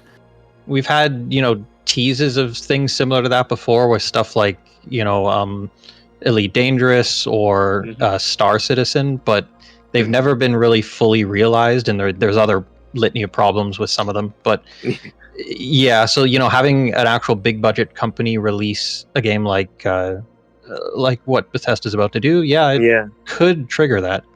Has anyone played Spaceborne 2? Never heard about it.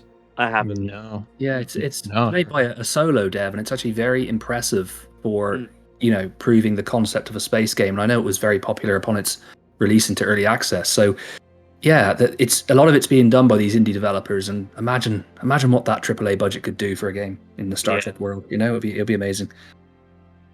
I think the obvious comparison is the Mass Effect games, right? When I played every one of them, all three of them, the whole time I was thinking, this is Star Trek. This is basically Star Trek, Yeah. And they were hugely successful, obviously, and I mean, they were so much Star Trek that I'm surprised they didn't get sued, Yeah. But they did it amazingly, and I'd love to see a Star Trek game with that scope as well. Like you said, a AAA, really polished, really deep, well written, well acted game.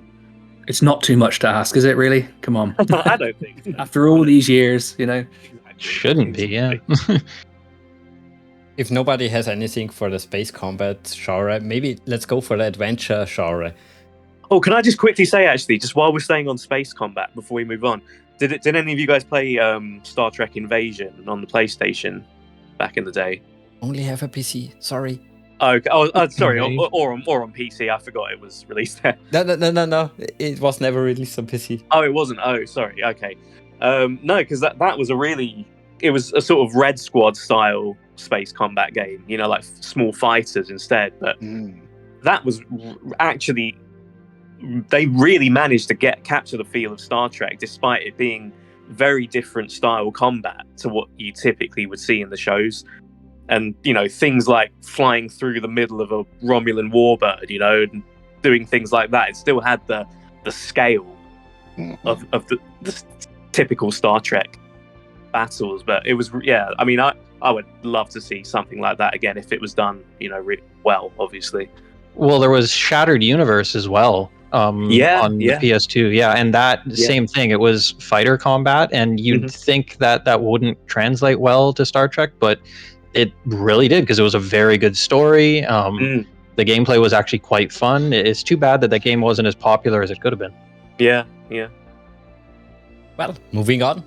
I, for example, hate in every adventure game that you have to explore the entire area by moving up a hill or climbing a radio tower to see the entire map.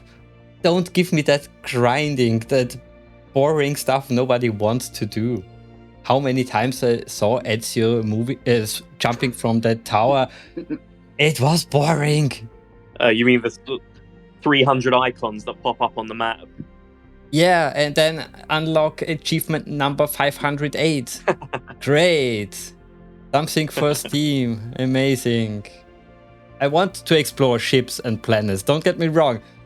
But not on that repetitiveness. That's... I can already imagine. Make you go down to the planet and then you'll have to climb a tower. Yes. The planet. We're gonna get, aren't we? We're gonna get an achievement where it's like find 300 tribbles that are hidden around the planet. No. Yeah, by the time you find all 300, you have another 500. Now there's nothing. That's definitely a different genre, but I would love a kind of cleaning simulator in Star Trek where you have to clean all the tribbles, all the mess. Bury and sweep simulator. This is worse than me. This has gone worse. Where you have to exactly and precisely monitor the amount of radiation on the ship and have an emergency button if there is a cat or a fish on the ship. Sounds like you could, almost base this on like Star Trek 6, where they beam on board, they lose their gravity, and then they're all killed. You could clean up after that. That would be your ideal game then. Smells like Gorkon was here. But for that, you of course also need a tricorder, which is really a nice instrument I would need in an adventure game in the Star Trek franchise. I think it's really sad that only Resurgence and for a limited amount Elite Force 2 used. Yeah. You can use it in DS9 The Fallen. I know you can use it there to do some things. Yeah, a little bit. Were there minigames? I know you can use it, but I can't remember the minigames for some reason. Yeah, a lot of them, I think, because it's in Hidden Evil as well, but it's more like very surface level, as in it's just a substitute for something that would already be in an adventure game, just for finding the part of the door that you're meant to unlock or something. But no, I agree with you, having it more like I was talking about Elite Force earlier, where you can just scan anything, Yeah, especially Elite Force 2. This is actually the one part that I really prefer in Elite Force 2 above Elite Force 1. Yeah. That you have some gadgets that really made you a special unit. You didn't just have some guns to shoot guys, but you had tools to get your job done, because shooting doesn't always get you anywhere. That's what I really want in a Star Trek game in general, right? I want to be able to solve things intelligently, because that's what Star Trek's about. It's about thinking. It's not about always killing everything. So that's a huge aspect that would be beneficial to me anyway. You've just given me an idea. Imagine a Section 31 game where you sort of have to infiltrate Starfleet HQ or a starship or something, and that'd be fun. Oh, that could be difficult in today's age. If you saw Discovery, they have True. They have badges, they have everything. I guess everybody knows them, so not so much undercover. Yeah, Show them your badge and you will be fine. That's very true. Very true. But this brings me to the next point. Please don't give me an on-rail experience. Have it a little bit more open-worldish. Yeah. Yeah, no tube-like levels. Yeah, because it's like we were saying, Star Trek, one of the main pillars of Star Trek is exploration, right? And so you want to be able to explore and not kind of be guided through. I just think about how was it called in Lower Decks? Clippy, the communicator sync.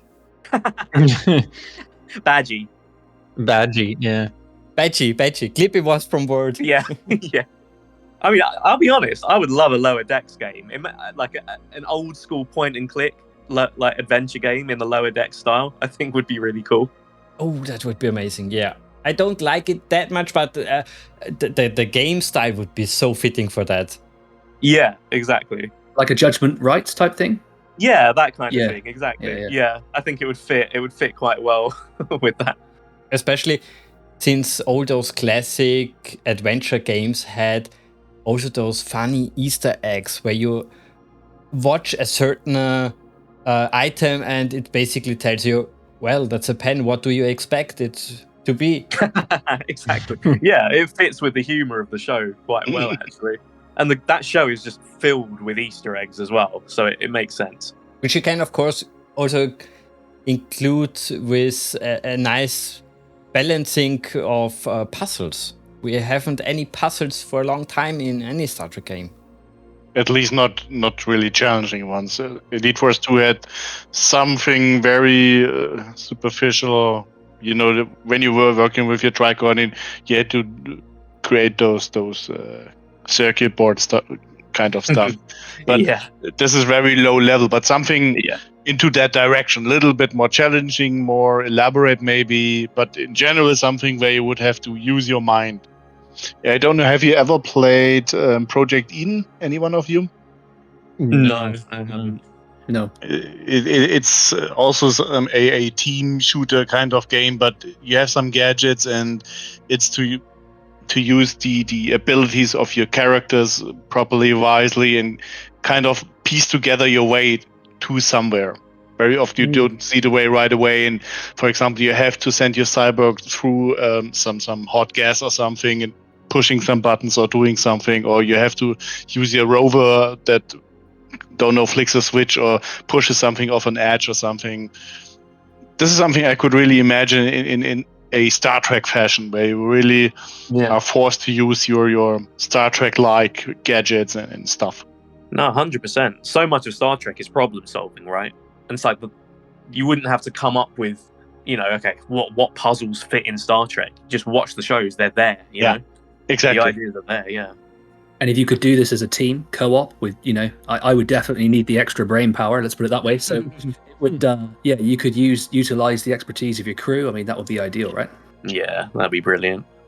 And Kay, you mentioned something here. I also think they already have the universe also for the enemy. Basically, they don't need to create any random bug alien like Elite Force 1 or 2. Why?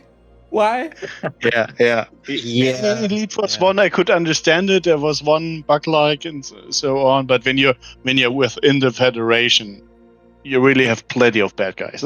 There's enough to pick from. Yeah. And it's so fleshed out. You don't have to create the race or the properties new. Just create a story. Use that parameters from that universe, from that race, basically. Not that much work. ChatGTP can do it better. So do it, guys. No, I agree. I think some of the new shows suffer from that a bit as well, where I think they're so set on coming up with something original, but they're not seeing the forest for the trees. It's like you've got this amazing well of stuff that you can pull from already. That the surface hasn't been scratched on the amount of Star Trek lore. That's there for the taking. But to be fair, on the other hand, you hear people complaining, well, it's again the Borg. How many times are you pulling out the Borg? Don't you have any other bad guys out there? Yeah. They're so good. They're so good. Agreed. I 100% agree. I mean, the Romulans were playing a big role in TNG. And as far as I know, there were some wars with the Romulans in the past. And again, a shitload of possibilities. You are at war with the Romulans. devious characters which are really on your throat, but they are kind of a challenging opponent. It's not like, well, it's the usual border skirmish. You could really do a lot with that. You didn't have to pull out the Dominion War. You don't need the Borg again. Well, I read the Shatnerverse novels where the Romulans used Borg technology to bring Kirk back to life, and I mean, why not? I mean, we could have the best of both worlds. We could have some Romulan action and some Borg technology. That brings me to the next point. Especially in adventure games, I would like to see all the remaining captains. Like in Star Trek Legacy, where you had basically this big, epic story, which starts in the Age of Archer and ends in Voyager. There, it really fits. I don't need it in a shooter or a strategy game, but here, I would really like it. That was definitely one thing Legacy did really well, was incorporating that. Yeah, 100%. And it totally would fit the modern game development style where you release everything in episodes.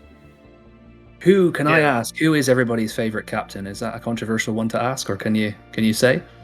Oh, that's a tough question. I really don't know. If I had to put you on the spot, I have an answer. Go on, hit me. Mine is Cisco. I may have to go with Cisco as well, yeah. If you look at my Steam name, which is Captain Cisco, I guess you know. Nice, nice.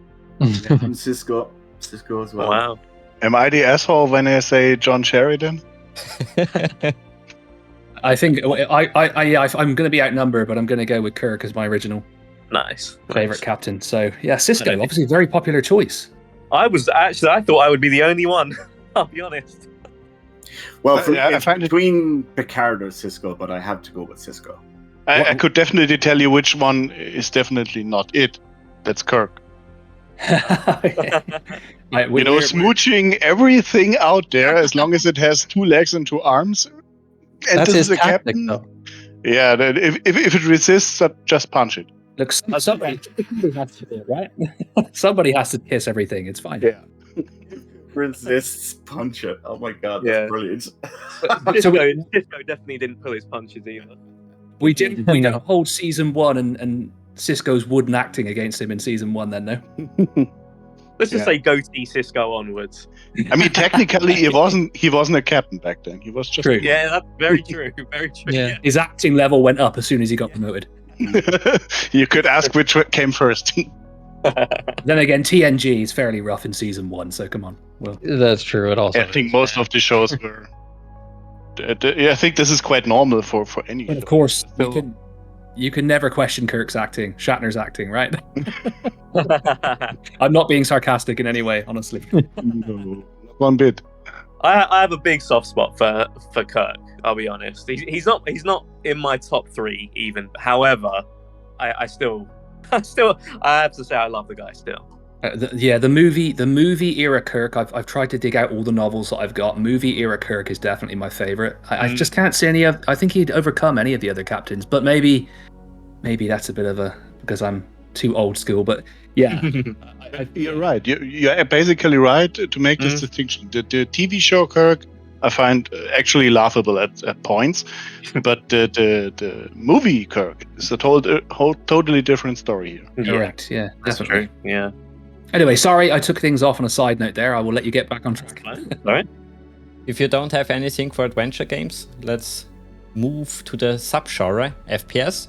Yeah, shooting things. It's never been my favorite genre personally in general. Agreed. Yeah. I'm not good at them. I'm just not good at them. Although I grew up with them weirdly. All playing Doom and Quake 3 Arena, I was hugely into them. I was just never good at them. And so I felt like I was missing out on what they really are, That's the only thing that turns me off them. I loved Elite Force, both games, but I played them at a very basic, casual level, purely for the Star Trek aspect, Yeah, totally agree. I'm the same. I enjoyed those games. I still play Elite Force 1 and 2 now, and I mod them, and they're really excellent experiences, but I enjoy them just casually. I mean, I think once, for example, I took a dive. I know it's a multiplayer shooter, but I took a dive into Fortnite. I didn't know what was I didn't know what was happening to me. I honestly, I got put in a box. I was killed by a couple of 10-year-olds, and then they made fun of me, and then that was my last experience of that. So I agree. Yeah, first-person shooters are not my favorite, but I think if I had to push Star Trek in that direction, it would be very much an away team. Exploring planet. Dealing with different threats and things like that. That would be quite fun. Yeah. But you see what I find really fascinating. We had this discussion earlier. People were questioning if it is actually a good idea to put a shooter into the Star Trek universe. And then a few moments ago, someone said, well, I played the game purely for the Star Trek aspects of it. Mm-hmm. And I think this is the magic. This is where you have to go. Mm-hmm. What we discussed earlier, give the people an immersion into the situation. Make it really Trekky. Yeah. People may not really like a shooter. People may not really like a shooter in the beginning in the Star Trek universe, but they would certainly look it up because you are literally on the Enterprise, Voyager, whatever. You can go around there and do stuff. And if you do a shooter properly, I think it would beat the crap out of most other titles today because they are simply generic. This is what strikes me most about all them Call of Duty shooters where I think, well, it's the same old shoot at everything and be happy with it, just with new polished graphics. If there's something special about it, like it is really a Star Trek game where you feel it's Star Trek, I would tear it from your hand, I think that's common with a lot of Star Trek games, though, just like we were talking about before with New Horizons for Stellaris. Like, I would never ordinarily play a grand strategy game, but because there was a Star Trek mod for it, I bought it. And it may not be 100% the genre I like the most, but I've given it a pretty solid try because of that. And I have to be honest, I'm a little bit more of a shooter guy than you, probably. But I'm also not someone who thinks he really has to have yet another shooter. Yeah. I don't know when I bought a new shooter the last time. It's quite some time ago. But as you said, if someone were to tell me, well, there will be Elite Force 3 out there, you can bet I will look it up. Oh, yeah. And it is very, very likely that I will buy it. Maybe not right away, but I would very likely get my hands on it. I think it's ironic that Raven aren't they working on Call of Duty games now? Yeah. True. But I think, like VonFrank said, if you had a popular shooter that had a Star Trek mod, like a Call of Duty or whatever it is, you would quickly find people would gravitate and try that out for the Star Trek aspect. So for sure. Most certainly, yeah. I mean, Elite Force with modern Call of Duty graphics would be insane. Phenomenal. I would definitely try that. Yeah. What I'm not quite sure about is which direction it should take story-wise. I mean, inside the Star Trek universe, you would have plenty of things to pick from. Imagine, I don't know the exact title, AR-155 or something, the DS9. The DS9 episode. Yeah, and it's really grim, really dark. Yeah, but in my opinion, a lot more realistic and a lot more honest with what would be going on in the Federation once a real war were breaking out. Yeah. And would you actually place a shooter in the Star Trek universe in a situation like that? Because then it would be, in my opinion, pretty much like any Call of Duty shooter, but in a Star Trek way. I'm not sure if I would want that, but I could imagine people actually enjoying themselves. Because somehow, don't ask me why, certain shooter series are making money like crazy, and I don't know why. But can also mean I'm the weird guy, Yeah, no, I think I would play a game like that if the whole game wasn't that, As long as I'd have to have variety. Game. I think a section like that where it got very dark for a period, I think would actually be really cool for, in terms of the pacing and stuff. Yeah. And then bring it back to kind of more lighter traditional Star Trek. I think, I would definitely be into that. I mean, what I really liked about Elite Force 2, which in this fashion has more variety, I think, is this puzzle solving, this using your tricorder, this overcoming certain obstacles that you can't even really see right away. I think this is also not done a lot in games, that you have a shooter that puts you in situations where you can't even see the problem without some gadget or something.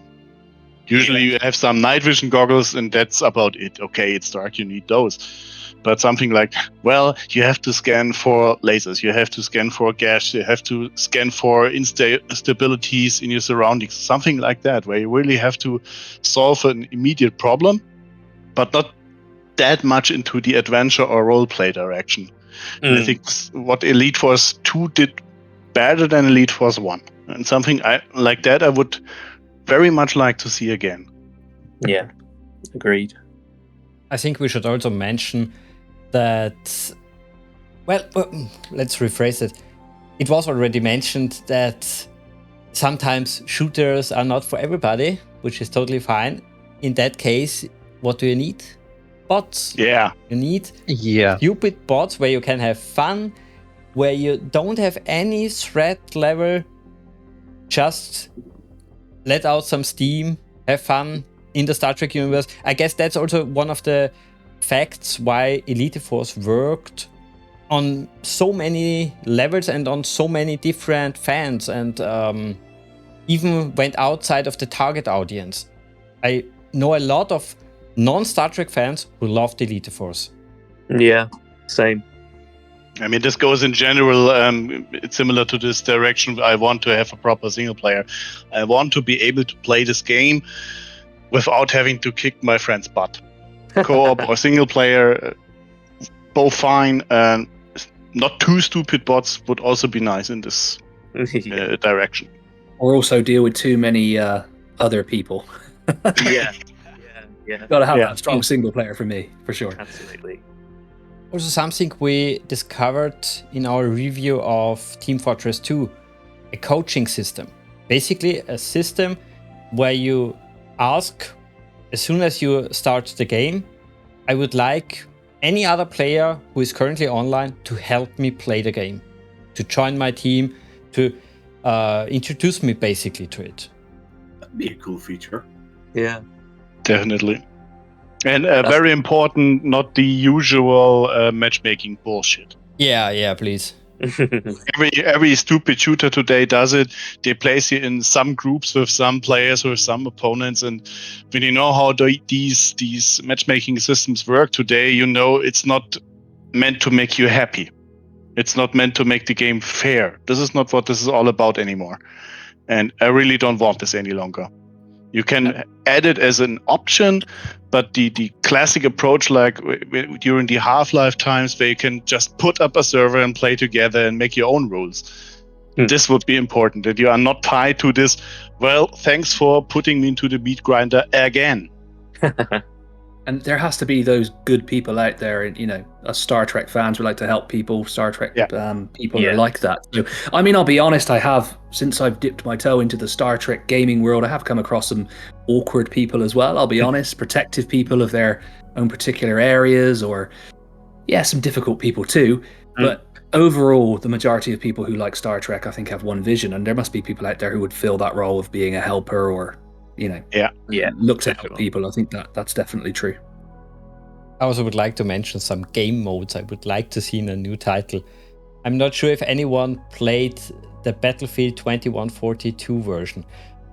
It's basically a simulation of capturing or destroying an enemy ship. So you have to disable certain consoles to get access to a different part of the ship, interact with the environment, stuff like that. That would be amazing in Star Trek. Similar to the assault mode, for example, in UT, where you have certain things to do, and the enemy team is to keep you from doing that, and it's not just, well, push a button, but maybe do something more complex. You know, they had it a lot in Elite Force. You have one technician, one guy who is doing something with a console, doing some download or whatever bullshit, and the others have to protect him. But imagine you really had to do something. So one of your players had to do really something, not just stand there, but solve a puzzle or something, while the others are keeping his butt safe. Or combine it with a simulation where you basically replay First Contact. You have the Borg team, you have the Federation team, and they have to fight over the ship. Yeah. I'd love that. Do we get to say the Picard line though in that? That's the taunt. We get to smash the ships and draw You the get line. a holographic machine gun. Yeah, exactly. I really hate unlocks, but for that, I'm full in. Saturn always mentions it. They just basically have to look at different titles. What did they already accomplish? What is a nice idea? What can I just copy for my game and be happy? Yeah. And in the shooter genre, you had a shit ton of game modes. I mean, you just have to look into Counter-Strike, UT, and a few others where they had very basic ideas of what a game mode could be. And they were at times really creative. And some game modes, I believe, are really totally underrated and rarely done. Something like the key hunt mode would be really cool. I don't know if you know this. You have not just 2 teams as usual in Capture the Flag, but you can have 3 or 4 teams. Each team gets a key in their color, and the team that manages to collect all 4 or 3 or 2 colors keys gets a scores. You could totally do this in a Star Trek world where everyone has some sort of piece to I don't know, a weapon or something that you can put together. So it makes sense to have all of those parts together, and your job is to get them together. It's rarely done as far as I know. Yeah. I just have to stay quiet on this topic because I put 90 hours into Aliens Colonial Marines, so I'm already judged. Most of my Steam friends are from that game, so yeah, when it comes to first-person shooters, I don't have the best taste. Well, I like that game. I don't judge. There you go. Some people did, and actually, I made a lot of Steam friends off that game back in playing co-op, so yeah, it had more of a following. But that's the interesting part. You have to play it in co-op to like it. Yeah. Yes, agreed. I know the first time I played this game, I don't know why, even on easy, the AI mopped the floor with me. And in co-op, all of a sudden, when your teammates aren't stupid morons, it's fun. That's it. It's just basic fun. It's not a really complex game. It's just fun. Speaking of something that wasn't fun, ever since you mentioned Alien Isolation, I can't stop imagining a Star Trek game of just avoiding a Borg drone coming after you in similar fashion. Or a Hirogen. I couldn't imagine that, but I could imagine hiding from the ugly Ferengi. That would be a fun game. Ferengi shop They like simulator. Ferengi nightclub simulator. That'd be great. Yeah. Oh, yeah. It had to be 18 plus, that game. Get out of my head. There we go. See, call us. We'll give you all the ideas. Ideas are just flowing. Tongo, the special edition. You could do some sort of business. Yes. Strip poker and strip Tongo, of course. We understand each other. Winters, I think you were saying? Oh, I was just saying, you could do like a Ferengi themed business type game, or something where you're. Yeah, Transport Tycoon. Yeah. Where you could do some really dodgy stuff. It'd be awesome. I'm aligned to that one. That'd be great. You could have freighters and be doing trade and all that kind of stuff, and building a city for I suppose as well, or You could have a den or a casino or a base of operations where you're carrying out all of your clandestine activities. So yeah, that'd be cool. Yeah. I totally want to go into that direction a lot more, but just my last thing for the shooters, I don't want the weapons to reload. I think it's not fitting for the Star Trek universe. I hate it, for example, in Elite Force 2, when they switched to that game play style. Yeah. Yeah. Or at Yeah, least that didn't with really a make lot sense. more power. You can't fire 1,000 shots, but maybe 100, and not some 30 or so. Yeah, making it an insane amount of amount of ammunition, which you could then combine with an engineer in your team. That's fine. But yeah, 100 shots. Because the I only mean- problem is, I always felt like you might just be better off with a typical M16 rather than a pulse phaser. Yeah, exactly. Yeah. I mean, there were those aspects. If you remember the AR-155 thing here, power packs. Yeah. You could do this. You could totally do Yeah, this. But true. it should be believable in a Star Trek fashion. It's not this Mhm. usual. You have 30 rounds and that's it. That's I always bullshit. love the It's not scene Star from Trek. First Contact where Picard gets the Tommy gun and kills the Borg. I thought, why don't we just get a whole crew of Tommy guns? It'll be, This would be the Tommy gun mode then. let's have a Tommy gun kill Borg simulator. That'd be Yeah. amazing. That's actually one Nice. of the best weapons against the Borg in Star Trek Online. They actually have that in the game. Oh, Amazing. I respect that. I didn't know that. That's Yeah. awesome. I always assumed that only worked well because they weren't prepared to adapt to that. At least that was my Yeah. take on it. It's like Yeah. you're expecting an energy weapon. Yeah. Yeah, not Exactly. bullets. Who can adapt to a Tommy gun? It isn't going to happen, is it? Just on another quick side note, you can actually also get Zephyr Cochrane's shotgun as well. I remember seeing that. You keep making me want to play Star Trek Online. I'm getting very Right. tempted. Very tempted. Well, let's use this temptation. Let's go into MMOs. Winters, I guess you can tell us a little bit about your wishes for a new one, especially at the administrator side. As in for a new game or Yeah. things that I'd like to see coming into the game? No, new game. Okay, well, I suppose the first thing I'd say is while Star Trek Online is around, there definitely won't be a second MMO.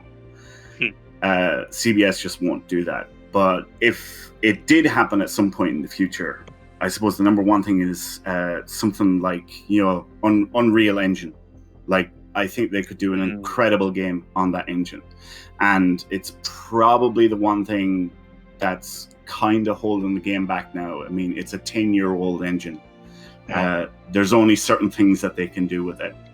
So if there was a new game coming out, like they could just do some incredible stuff with it, particularly with space combat and probably ground combat as well. And just the engine is the biggest issue at the moment, I think. Yeah, the few times I've tried to, because I've never really got into Star Trek Online, but I've watched countless hours of videos on it, and it thoroughly enjoyed watching other people play. But the thing that has always been a barrier for me is how it felt to play those initial intro sections, and it just felt really dated and janky. Like if they had a new engine, you're constantly going from load screen to load screen. And if it was like one of the Unreal engines, things could be done so much better. Better transitions from one place to another, and you could just cut out a lot of that. I remember actually years and years ago, what they called sector space. Basically, when you're out in space and you're flying around, there were sector walls, and you would have to transition from one map to another to get into a new sector block. And then they changed it to the whole quadrants. Right, as being exactly. the section. Now, Yeah, I remember that. The quadrant. And basically, all what they'd done was they made the map as big as it could be, and they shrunk everything. So nothing has really changed. They just shrunk everything and made it smaller. And it's still actually the same map size as it was before. But because everything's smaller, you don't realize that. Wow. And if it was on an up-to-date engine from today, they could probably do the Galaxy so much better and put so much more detail into it, and probably incorporate some really great things for exploration and stuff like that. I think it sounds like a lot of us want a Star Trek game like Star Trek Online, but one that doesn't feel like an MMO, if you know what I mean.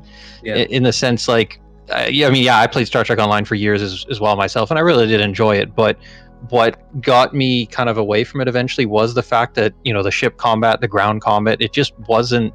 There was something missing there, and it felt too much like the typical MMO feeling of just click to do action, click to do action. So something like that had something like almost exactly like Star Trek Online, but had Bridge Commander's space combat or like Elite Forces ground combat instead, would be phenomenal. I always wished that Star Trek Online was a single player game. Yeah. That I would bounced even off be it a twice. thing. I have no idea why. I'm a huge Star Trek fan. I don't get why I bounced off it twice. So I don't know a huge amount about Star Trek Online. I know I played it on console for maybe 4 or 5 hours, and it was very much what VonFrank touched on. It was the click here to do this, follow this path, buy this crystal to do this, or whatever it was, whatever the currency is. So yeah, I bounced off it a couple of times, so I can't really speak to it that much, but it seems some people absolutely love it.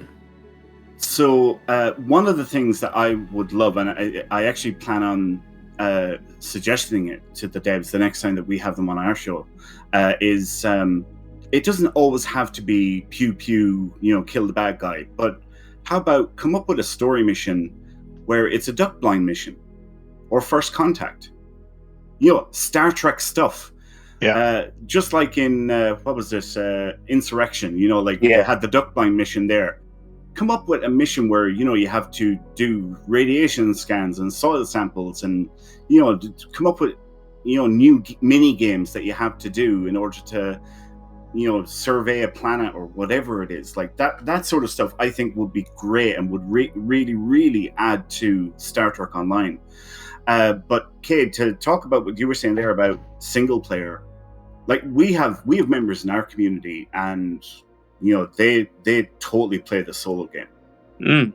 Do not interact with us, do not interact with other players. Like they really are all about the solo game for various different reasons. Some people just like to play on their own. Other people are dealing with anxiety issues and what have you. So like you can play the game solo. Right. Okay. You do not need to interact with other players to play it. Like you can do it solo. You might find some of the content. It's the TFOs will be difficult to do on your own. But there are alternative ways that you can get what you're looking for without having to go into the TFOs. Yeah, it's annoying. It's like I can't. I would love to be if I could just click my fingers and have 50 hours in the game already, and be at that stage.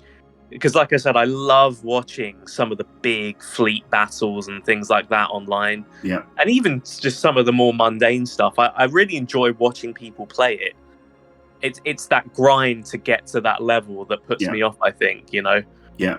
There is definitely a lot of stuff. I mean, the game is around, nearly 14 years now at this stage. Yeah. And it is layer upon layer upon layer upon layer. Like there is so much content. And I can only imagine what it's like for a new player coming in going, oh my God, I have to do how many different things, And being a YouTuber who doesn't specialize in Star Trek, I just do not have the time. With the day job, with the family, with all the games that we cover. Like you said, I think it was a really good point Kay made. I'd love to suddenly have 50 hours in the game and start from there. It's just finding the time to get into an MMO is extremely difficult. The last one I tried was Amazon's New World, and I put probably 50 to 70 hours into that before I just got completely fed up. So it's so hard. I can't even remember why I didn't get in on Star Trek Online at the ground level, but I really regret not doing that. Yeah. Because I'd be nicely entrenched in it by now. And how long ago was it that you tried it? Just out of curiosity.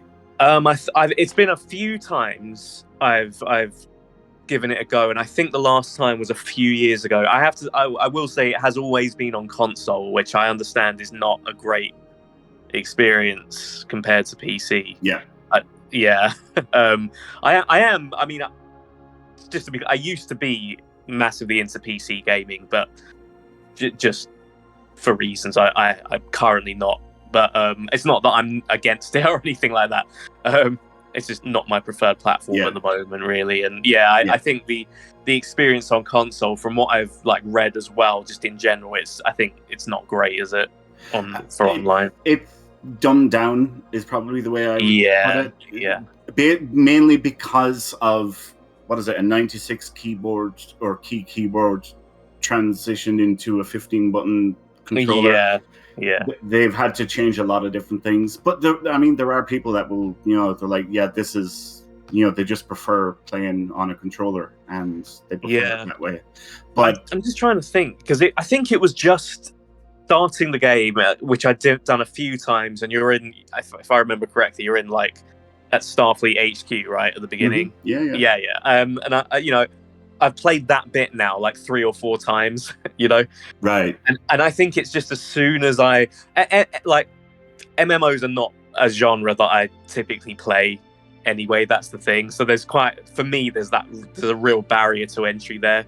In terms of the systems and everything. And it's like as soon as I kind of start seeing the various currencies and things like that, and it's kind of just even the Star Trek aspect is not enough at that point to get me over it.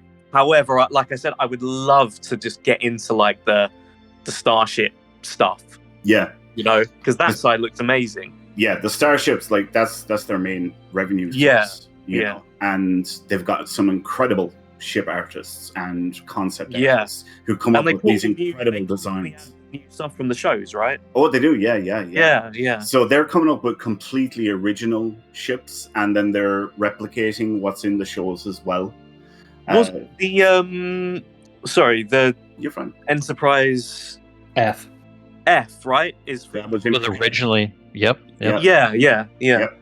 That was in Star Trek Online first. Yeah. Same with a lot of the other the 25th century ship classes that have shown up in Picard. Most of them originated in SDO.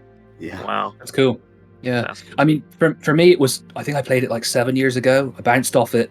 And then a year ago, I downloaded it on console. I landed into that area that Kay was talking about. And I just went, no, I just don't have the time for this. And I logged off. And I never went back to it. So, yeah, that's a similar experience.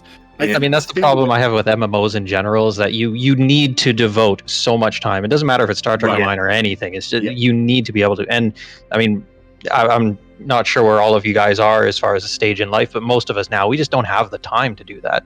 That's the thing about MMOs is it's about time investment.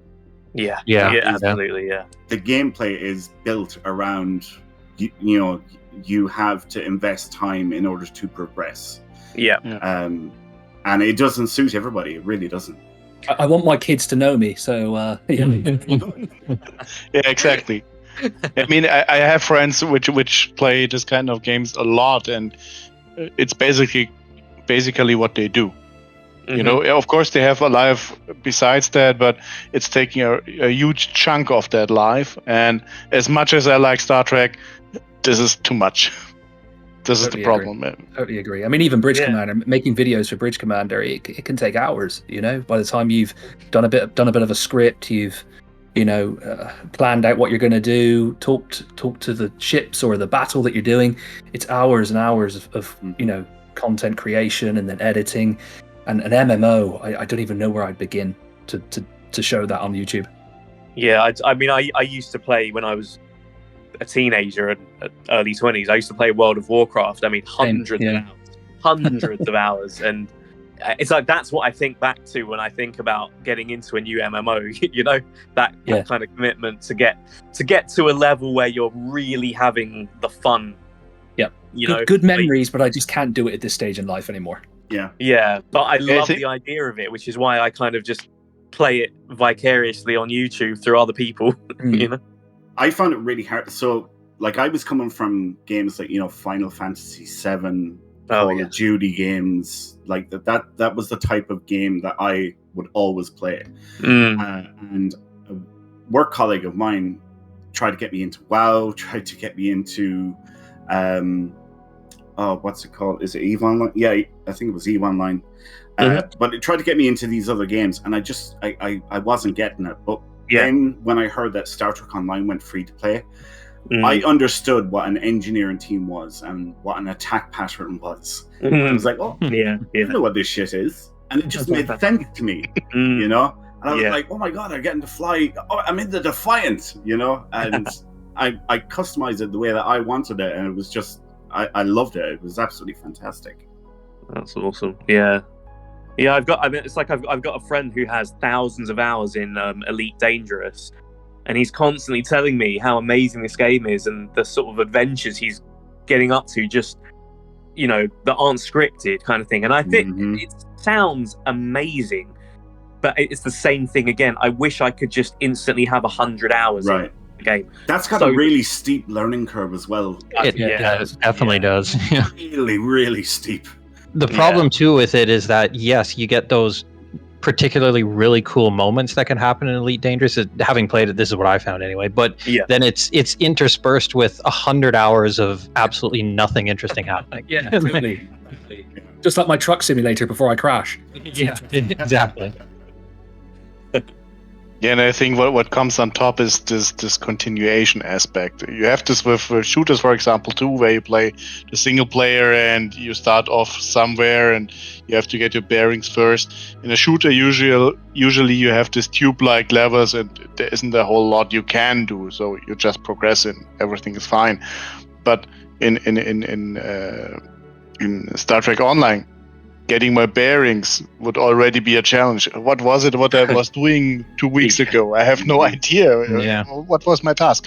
Yeah. And this is what personally is putting me off from this type of game. I could totally also imagine wasting hundreds and thousands of hours in there, but you have to do it continuously.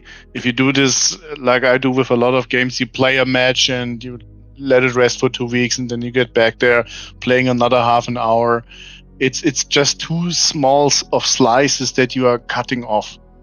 Like I said, time investment is but not just only the time itself. I have other games where I have more than 1,000 of hours, but it's more like an RTS game where you play one match which takes, let's say, 20 minutes or an hour maybe, but it's one chunk.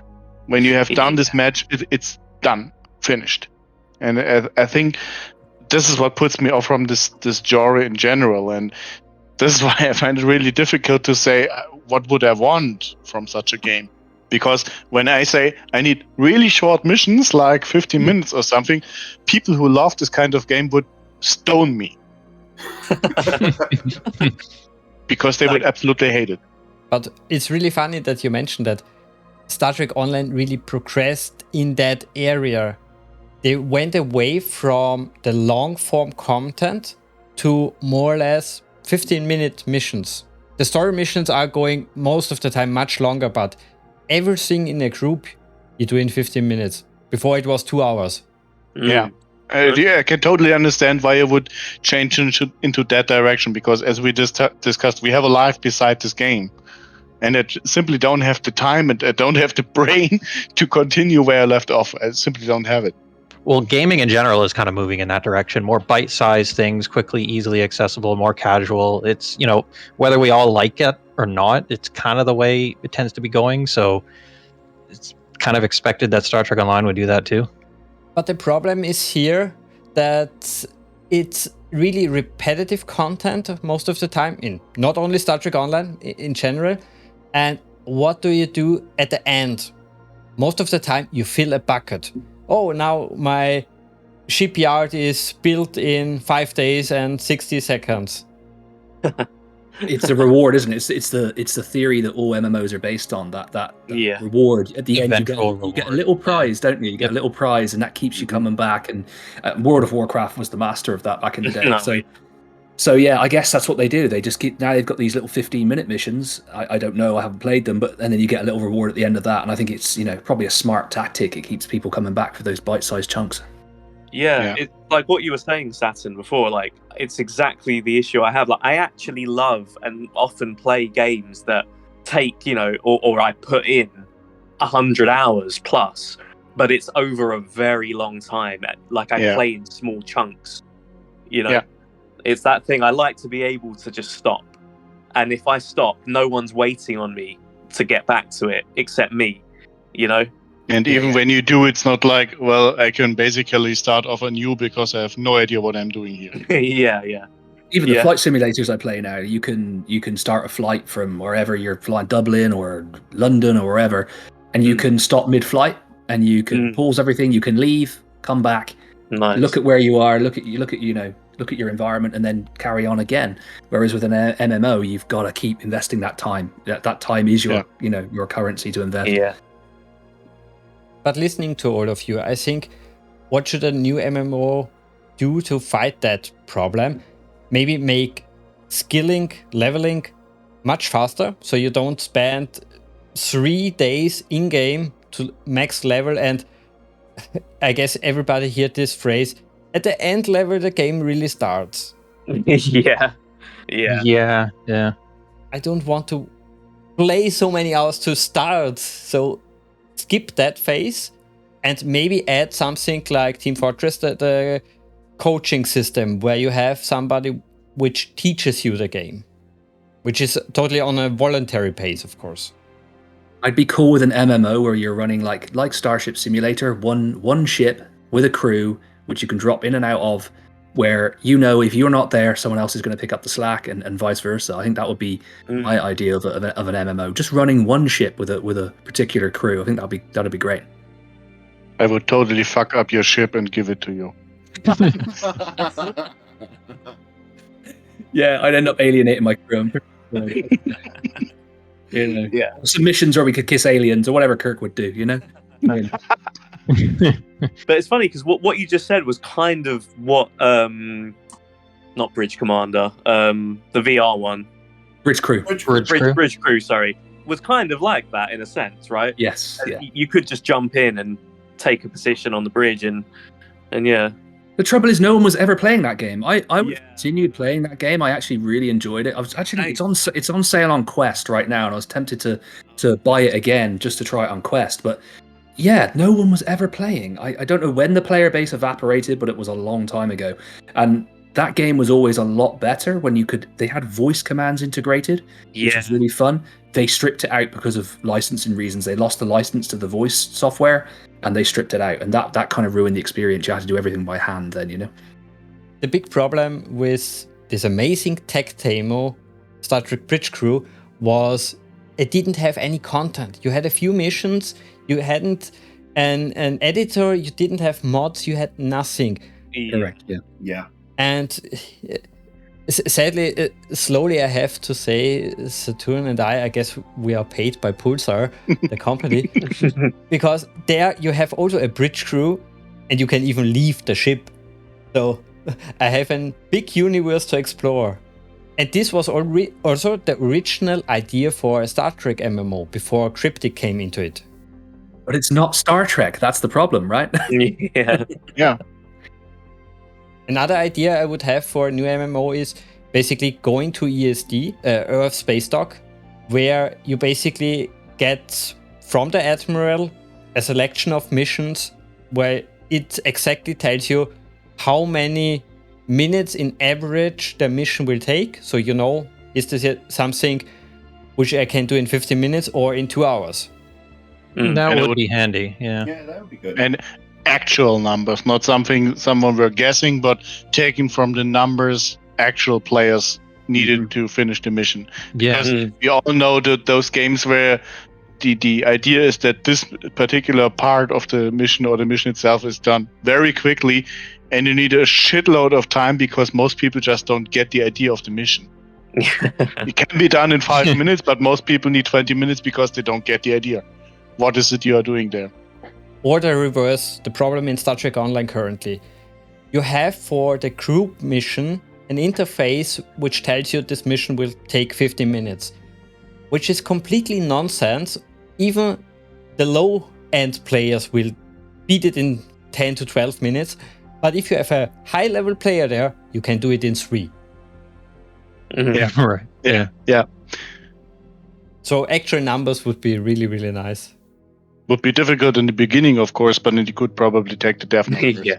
Someone must have tested this game at some point. What, they should test it? Oh yeah, that's something we would like, yeah. And of course, Star Trek Online had it. Sadly, they lost it. User-generated content. I knew that's where you were going. Yeah. Is that not a thing anymore? Is that no longer? No. No, they took it out a number of years ago. So basically, well, I suppose every MMO is the same, but Star Trek Online is updated every week. And whenever they would do, what's the word I'm looking for? An asset update or anything like that, it would break the user-generated content because there was a conflict between the two.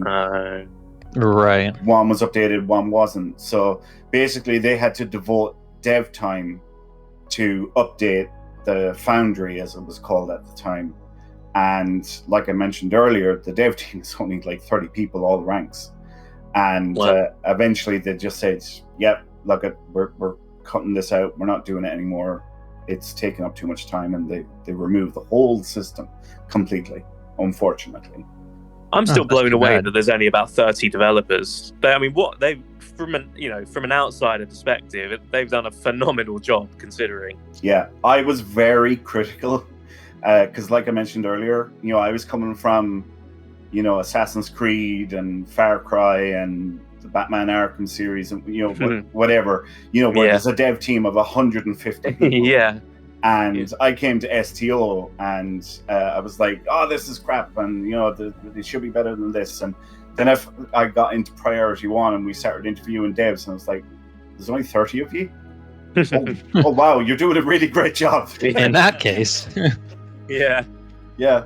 I became a lot more understanding after I got to know the devs and understand their challenges.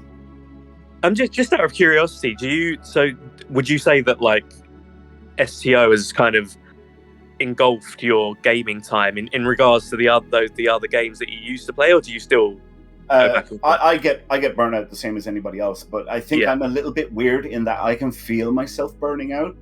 So what I'll do is I'll log in, I'll take care of whatever dailies I have to do and make sure the community is fine, and I'll log out, and then I'll play something completely different. Gotcha. Okay. Yeah. Hearts of Iron or whatever. Yeah. And I do that for a month or 2 months or 3 months, whatever, and then I'm good to go back in and play it on a regular basis then as per normal. Yeah. Okay. Yeah. Going quickly back to the Foundry, the user-generated content tool, it was also an amazing feature for a space game. When you used your ship, you flew through the space, a mission popped up, basically, or not a mission, a small button popped up. Hey, on this planet there is user-generated content. You can play it, you can really explore the world. Yep. And basically the devs didn't have to do anything except of updating the systems in the background. Yeah, that was great. Like, you could travel to Ferenginar, and a list of missions that took place on Ferenginar would be available, and you could just, you actually had to fly there in order to get to it, which was great for, the immersion factor, Back then, when the Foundry original came out, all of the podcasters basically said it's revolutionary, it will change the MMO landscape.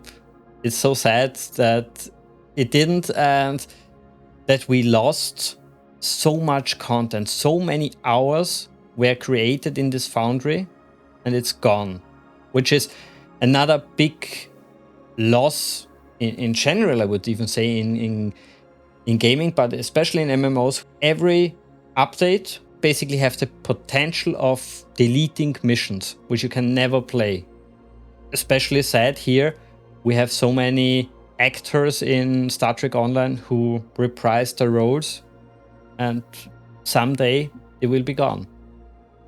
Going off a bit on that point, I always follow kind of the updates still, though, to Star Trek Online, despite not actually playing it. But I love how much they put into it in terms of getting the actors in, and like I said before, the ships and stuff like that. I might have to give it another go now.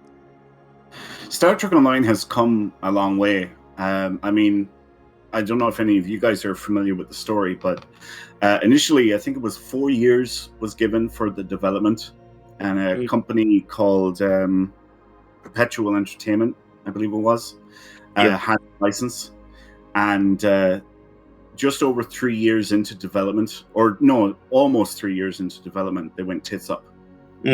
Company shut down. Went bankrupt. And CBS put the license back out, and they said, okay, who wants the license? But you have to stick to the original release date.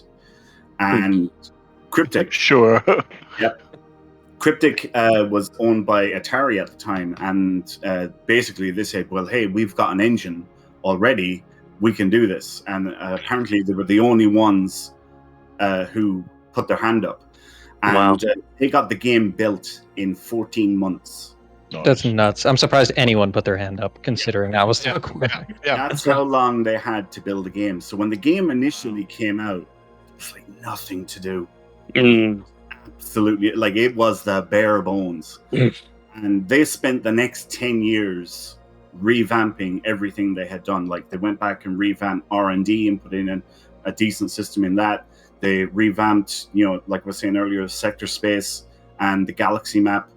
They revamped story missions. I mean, a story mission, I think, was like, 5 or 6 days. They were pumping out story missions initially.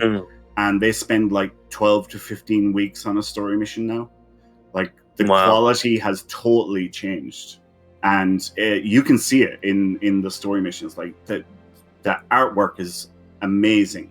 And especially when they're doing touchstones back to places and things that we've seen in the TV shows and the movies, they are getting it just right. It's like, oh my god, that's just like what it was.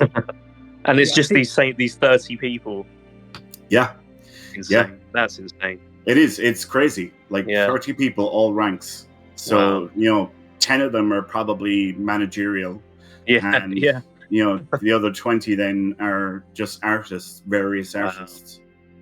I think Atari sold off Cryptic, didn't they? For like 50 million. Atari sold Cryptic to Perfect World Entertainment. That's right. Was it last year? They sold it to Gearbox, and Gearbox is the publisher now. Oh wow! I didn't even know. The original deal was $50 million, so I don't know what the Gearbox one was. That would probably be a pretty impressive number. Yeah. I mean, you may have actually convinced me to give it another shot. Don't do that to yourself. Don't do that. You'll load it up. You'll get into that space dock and you'll go, uninstall. Well, to help you on that decision process, I said it on our review, but I say it again. I think the devs of Star Trek Online did and still do a much better job than the guys at CBS. The story content is so much better than what we got in the last years. But look, CBS, if you're out there, I don't align to that. I'm here for storylines. Okay, then let's talk about the last subject, strategy games. I think we mentioned a really great idea already, a kind of Borg SimCity gameplay, and the great Nagos on Ferengina. That would be also a nice transport icon kind of game. Yeah, that I can get behind. That sounds fun. Yeah, the Ferengi one, that I think would. There's just so many possibilities with that. Yeah. Not to mention actors that you could bring in as well. It'd be quite a grown-up game, which I'd enjoy. Yeah. I've always had this idea of a queue game, like a strategy queue game, where you can just imagine your sort of objective as a queue is to just influence the development of certain, say the Federation or the Romulan Empire or something, and just by tweaking things and then watching it play out and just seeing the ripple effect of something like that. If you can imagine, there's a couple of cool strategy games that do that as well, where you can I can't think of the name right now, but you can subvert things, and you're basically trying to move the various factions into what you want to try and achieve. I was playing one recently. I'll try and dig the name of it out, but it was very cool. Shadows of Forbidden Gods. Yeah, it's where you basically play as a cultist sort of god, and you're trying to influence all these a fantasy world into becoming corrupt, and it's very interesting. So that's one thing as a queue in the Star Trek world would be a lot of fun.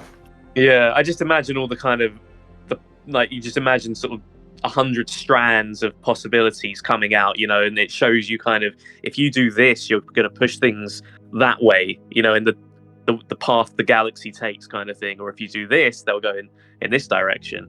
I don't know if is anyone watching Foundation at the moment, the sci-fi show Foundation? No. Okay, all right, never mind. Terra Invicta does something similar, where you are trying to use forces to influence the alien invasion. Terra Invicta does that, I think, as well. Okay. Yeah, I think it would fit. I think with the motives of Q, you know, the sort of playful, just playing with the galaxy, you know. I mean, I don't know. Was this ever really discussed what they were actually doing? I mean, yeah, that's true. That's true. Besides Q, bugging certain individuals. Yeah. I'm kind of I guess I'm speaking more from the perspective of like Q, as in. Yeah, but it would totally be interesting to see this idea. Yeah, their actual motivations. Yeah, as in the continuum. What is it a Q does besides of fucking people? You know. Yeah, exactly.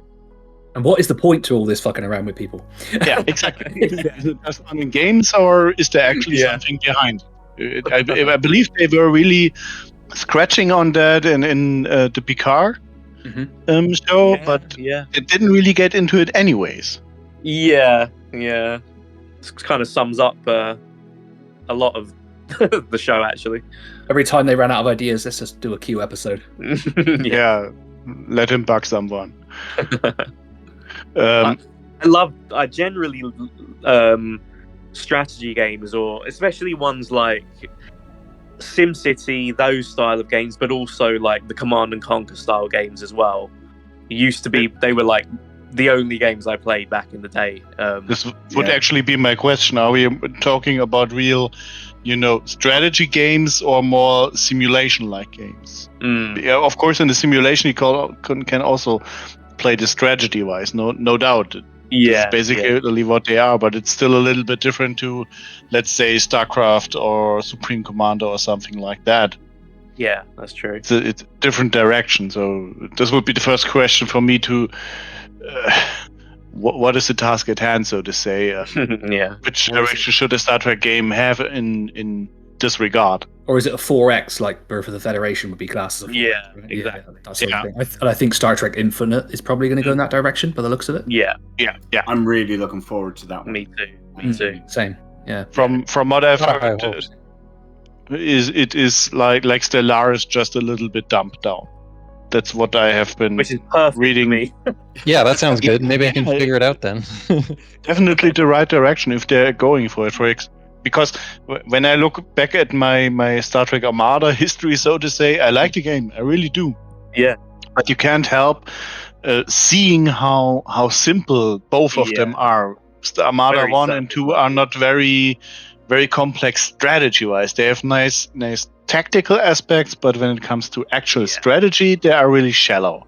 It's just build as many ships as you can, really. Yeah, especially the capital ones, and be happy with it. Especially A1 is notorious for this. Yeah, you have your ships with some special abilities, but they won't really do a lot about 8 sovereigns, Just put up your Carbonite and be happy. And this is really, really too shallow for me. But on the other hand, when I look at Stellaris, I don't want to have it an all-out, go totally nuts about everything experience. I think what they're saying, I think what they're saying is that it's deep and complex, but it's streamlined. I think that's what their marketing angle is. So, I mean, read into that or believe what you will, but it kind of reminds me I need to make a YouTube video on this soon. Well, I'm really encouraged about Infinite. It really excites me. I mean, for me personally, it's the most exciting Star Trek game announcement since Legacy back Bridge in the Commander. day. Yeah. I mean, it's in general, it is a big strategy game. In general, you don't find a lot of RTS right now. Yeah. RTS is a genre that isn't dead actually, but it's kind of a zombie. Sometimes it moves and it can really pack a punch at times, but it's not going on a lot. Yeah, the MOBAs kind of took over, didn't they, from the RTS game? They kind of evolved into that, and I will say that's not where I want Star Trek to head, into a MOBA style game. Actually, we do a lot of strategy games on the channel, and we do a lot of real time strategy as well. Yeah. And there's some good innovation going on out there. I don't know if anyone's heard of things like Silica, where you can play with others. You have a commander, and then you could actually play as the troops on the ground as well, and your commander can send you to different places. And I mean, I found that a really interesting concept, which they've tried before but haven't quite perfected. And a lot of war games, you know, I play a lot of combat mission, a lot of different real-time strategy war games. It's out there, but it's quite niche. And I think the problem is that, you know, RTS at one time was the in thing, right? Yeah. You know, Age of Empires and all those things. I think it needs a kick up the backside to get going again. But there is a lot of these innovative war games. We do a lot of war games as well, and they're out there. So if they could tailor that to a Star Trek universe, that would be absolutely ideal, you know? And there was a away team, right? Back in the day. Say again? Star Trek away team back in the day. That's a cool game. Yeah, and I know they're making Stargate Timekeepers, which looks very similar. I know. Slithering, we work with them a lot on different different games that they produce, and one of them is obviously Stargate Timekeepers, and it looks very similar to Away Team with a lot of the view and things like that. So, yeah, if we could get that in the Star Trek world, we'd be happy. Yeah, I would not be opposed to that. I think one of the challenges would be to really make it a strategy game in contrast to tactics game. There are people out there who would say StarCraft isn't really a strategy game, it's more of a tactics game. Correct, yeah. Because you don't have a game that is going for, let's say, 2 hours. There is not grand strategy. Yeah. And I'm not sure how I would approach that kind of problem in the sense of Star Trek. If you look at Supreme Commander or let's take Beyond All Reason, those games are basically shred your units. Yeah. Of course, there's a lot of strategy in there, but imagine this in a Star Trek world. You could imagine the Borg, sending out 1,000 drones. Okay, I can imagine that. But would any other species do this? Probably not. Exactly, it wouldn't fit. Has anyone played the Star Trek mods for Homeworld Remastered? Again, I've watched hours of videos. Yeah. They're a little bare bones, but there's one for each time period. Yeah. Of Star Trek, and they're quite entertaining in that sense. But once again, it's this typical RTS trope of who can build the most powerful units the quickest. That's where I am excited for the grand strategy of Star Trek Infinite, because it's going to hopefully have a few more layers to it. I totally hope so, because this is what I like about these Supreme Commander-like games. They have real tech tiers. It's not like in let's say, Armada, where you have your Tech 1 ships, which you will throw out eventually once you reach your battleship level. They have 2, 3, maybe 4 levels. But the funny part is none of these levels really get useless ever. Even in late game, you can be quite at an advantage if you all of a sudden start spamming out huge amounts of those small units just because your economy is able of doing so. And these small units all of a sudden get really, really useful about killing these huge hunking killer units that players will throw at you eventually. And I can totally imagine some, rock, paper, scissors like mechanics in the Star Trek universe. The really interesting part would be for me, how would they integrate it into the Star Trek world, the universe? As we discussed it, the immersion should be there. It's always a little bit difficult for a strategy game. It's not like you're running around in a starship yourself. So it's a little bit distanced, so to say. And you raised a good point with the rock, paper, scissors element. I was never a fan of that. It just, I have this unit and this unit beats that one. It just kind of, it always put me off. I think even going back to the Starfleet Command games, right? Like if we could have a Starfleet Command 4 where you command a small fleet, but there's many different ways to win, that's more immersive to me. Yeah, exactly. Yeah. Where you have different ways of approaching one problem, and all of them can succeed, unless your opponent knows what you're up to. This is what basically is a strategy game. Really knowing what your opponent is up to, and thinking about it, having a little bit time, not like StarCraft where you think it's speed chess on crack. Basically. You really have a moment. You're right. Yeah. And this, I believe, would also fit a lot more in the Star Trek universe. Yeah, you have to think, But- right? Am I going to use my tractor beam, and am I going to use weapons? What type of weapons am I going to use? Yeah. What's my shield modulation? Different things like that. That would be exciting, and it would give you that element of real strategy, which we Yeah. want. And Yeah, I agree. could imagine doing that possibly by, doing a real Federation-like universe where there aren't, as usual, let's say 2 or 3 factions, but there are a lot of factions. But you can kind of tailor your faction by these species. Like you can play with some Romulan units and Federation units. But you have kind of a limited set. You can't take entire Romulan fleets or something. You have to pick it, but you have to stick with it during this match. You have to plan ahead, think what traits of species would I want to use. Yeah, And the other guys do it the same way. You could have a point system. You get so many points to spend. Once finding the ultimate strategy for that. Yeah, I think Starfleet Command did things well. It's a fun game. I've gone back and I've played the first one. I've played Orion Pirates recently, and I've also done some videos on 3 and some mods, and I really enjoy that game. It's grown on me a lot. I know people aren't huge fans of 3, but it is with the mods that you get. It is a fun strategy game, and it's that element of I still have to think a little bit rather than just I'm going to rush a bunch of units or whatever it's going to be. So, I enjoy how they did things. I really would welcome another Starfleet Command. Yeah, 3 definitely had less strategy than the other ones, but it was still, I think, the most fun. Yeah, it was definitely simplified, but I do think it was the most fun. It was definitely the most true to the Star Trek feel. Yeah, I love 3. I really love 3. Yeah. But 1 and 2 are definitely more strategic. Yeah, I got 1 working on the Steam Deck, and it's fun. It's a lot of fun. But like you said, 3 is the one that I ended up having the most fun with, even though critically people don't think it's the best, just because it has that TNG feel as well. Exactly. Exactly. Yep. Yeah. I love that they brought it into the TNG era. Because I think in the first and second game they don't even name the ships; they're just classes. So you don't get like an Enterprise. It's cruiser. Correct. Exactly. And this is what I meant with this classic mass unit concept clashes with this type of thinking. I mean, in Star Trek Armada, you had names for the ships. They had distinguishable names, but actually they didn't really matter. Very disposable.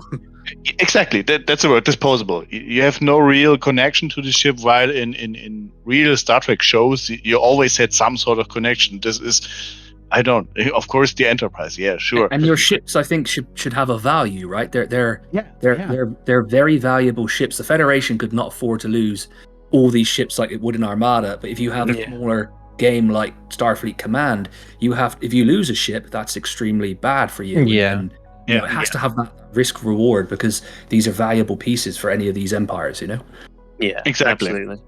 Except Miranda class ships, they can just get destroyed all the time. Whatever. Yeah, all good. Yeah. There's thousands of them. Yeah. But I think, Saturn, you mentioned something. What a new strategy game, doesn't matter which direction it goes, if it's more like Rise of Nations or Stellaris, it should really focus on the faction itself. For example, Birth of the Federation, what makes it so great for me is that it feels like you're playing in the Star Trek universe. As the Federation, you have a penalty if you are in war. As a Klingon, you don't. As a Romulan, you use your cloak everywhere. You spy everywhere, and as a Cardassian, you do the same. As Ferengi, of course, you want only a casino and make money. Does the Federation not secretly love war, though, do you think?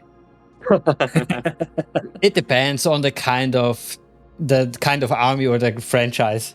Yeah, for sure. Depends on different people have different views. Yeah, but I think you're totally right when it comes to, let's say, monolithic factions. I could totally understand like they do it for Infinite, that you have, you say, the Cardassians, the Romulans, Federation, and Klingons. You have distinguishable factions that you really put in their traits. This is important. If you go this road, when you say you have factions that are so to say, static, this is a faction, then you must really get into using their traits. They try to do it a little bit in Armada. If you look at it, you will see it, of course, and there are certain nuances to it, but it's still very shallow. The only things where I think this is really done well is the Romulans, because you have to play this information game for them.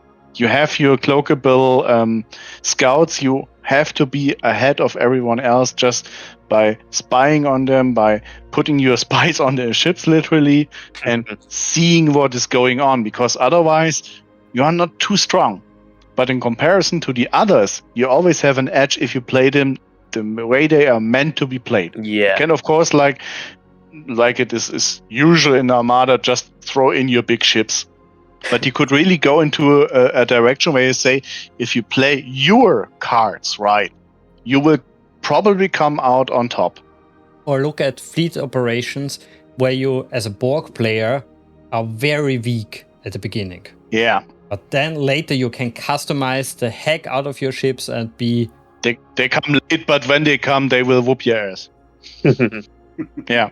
And this would be really important if you go down this road where you have factions which are based on actual factions in the Star Trek universe. I would totally, for example, like to see a Breen faction. We have seen them only a little bit in Star Trek Armada, but nobody actually knows what they are intentionally from the writers. But imagine, they said it's a warrior-like race. I found them fascinating in Deep Space Nine. I really wanted to know more about them. And from what you have seen is they are similar like the Romulans in Armada. They come with gadgets that really kick your ass. It's not the sheer firepower. It's not very strong ships or something. No, it's what these ships can do with you. Yeah. It's not like I blow you up. Kind of aspects of them as well.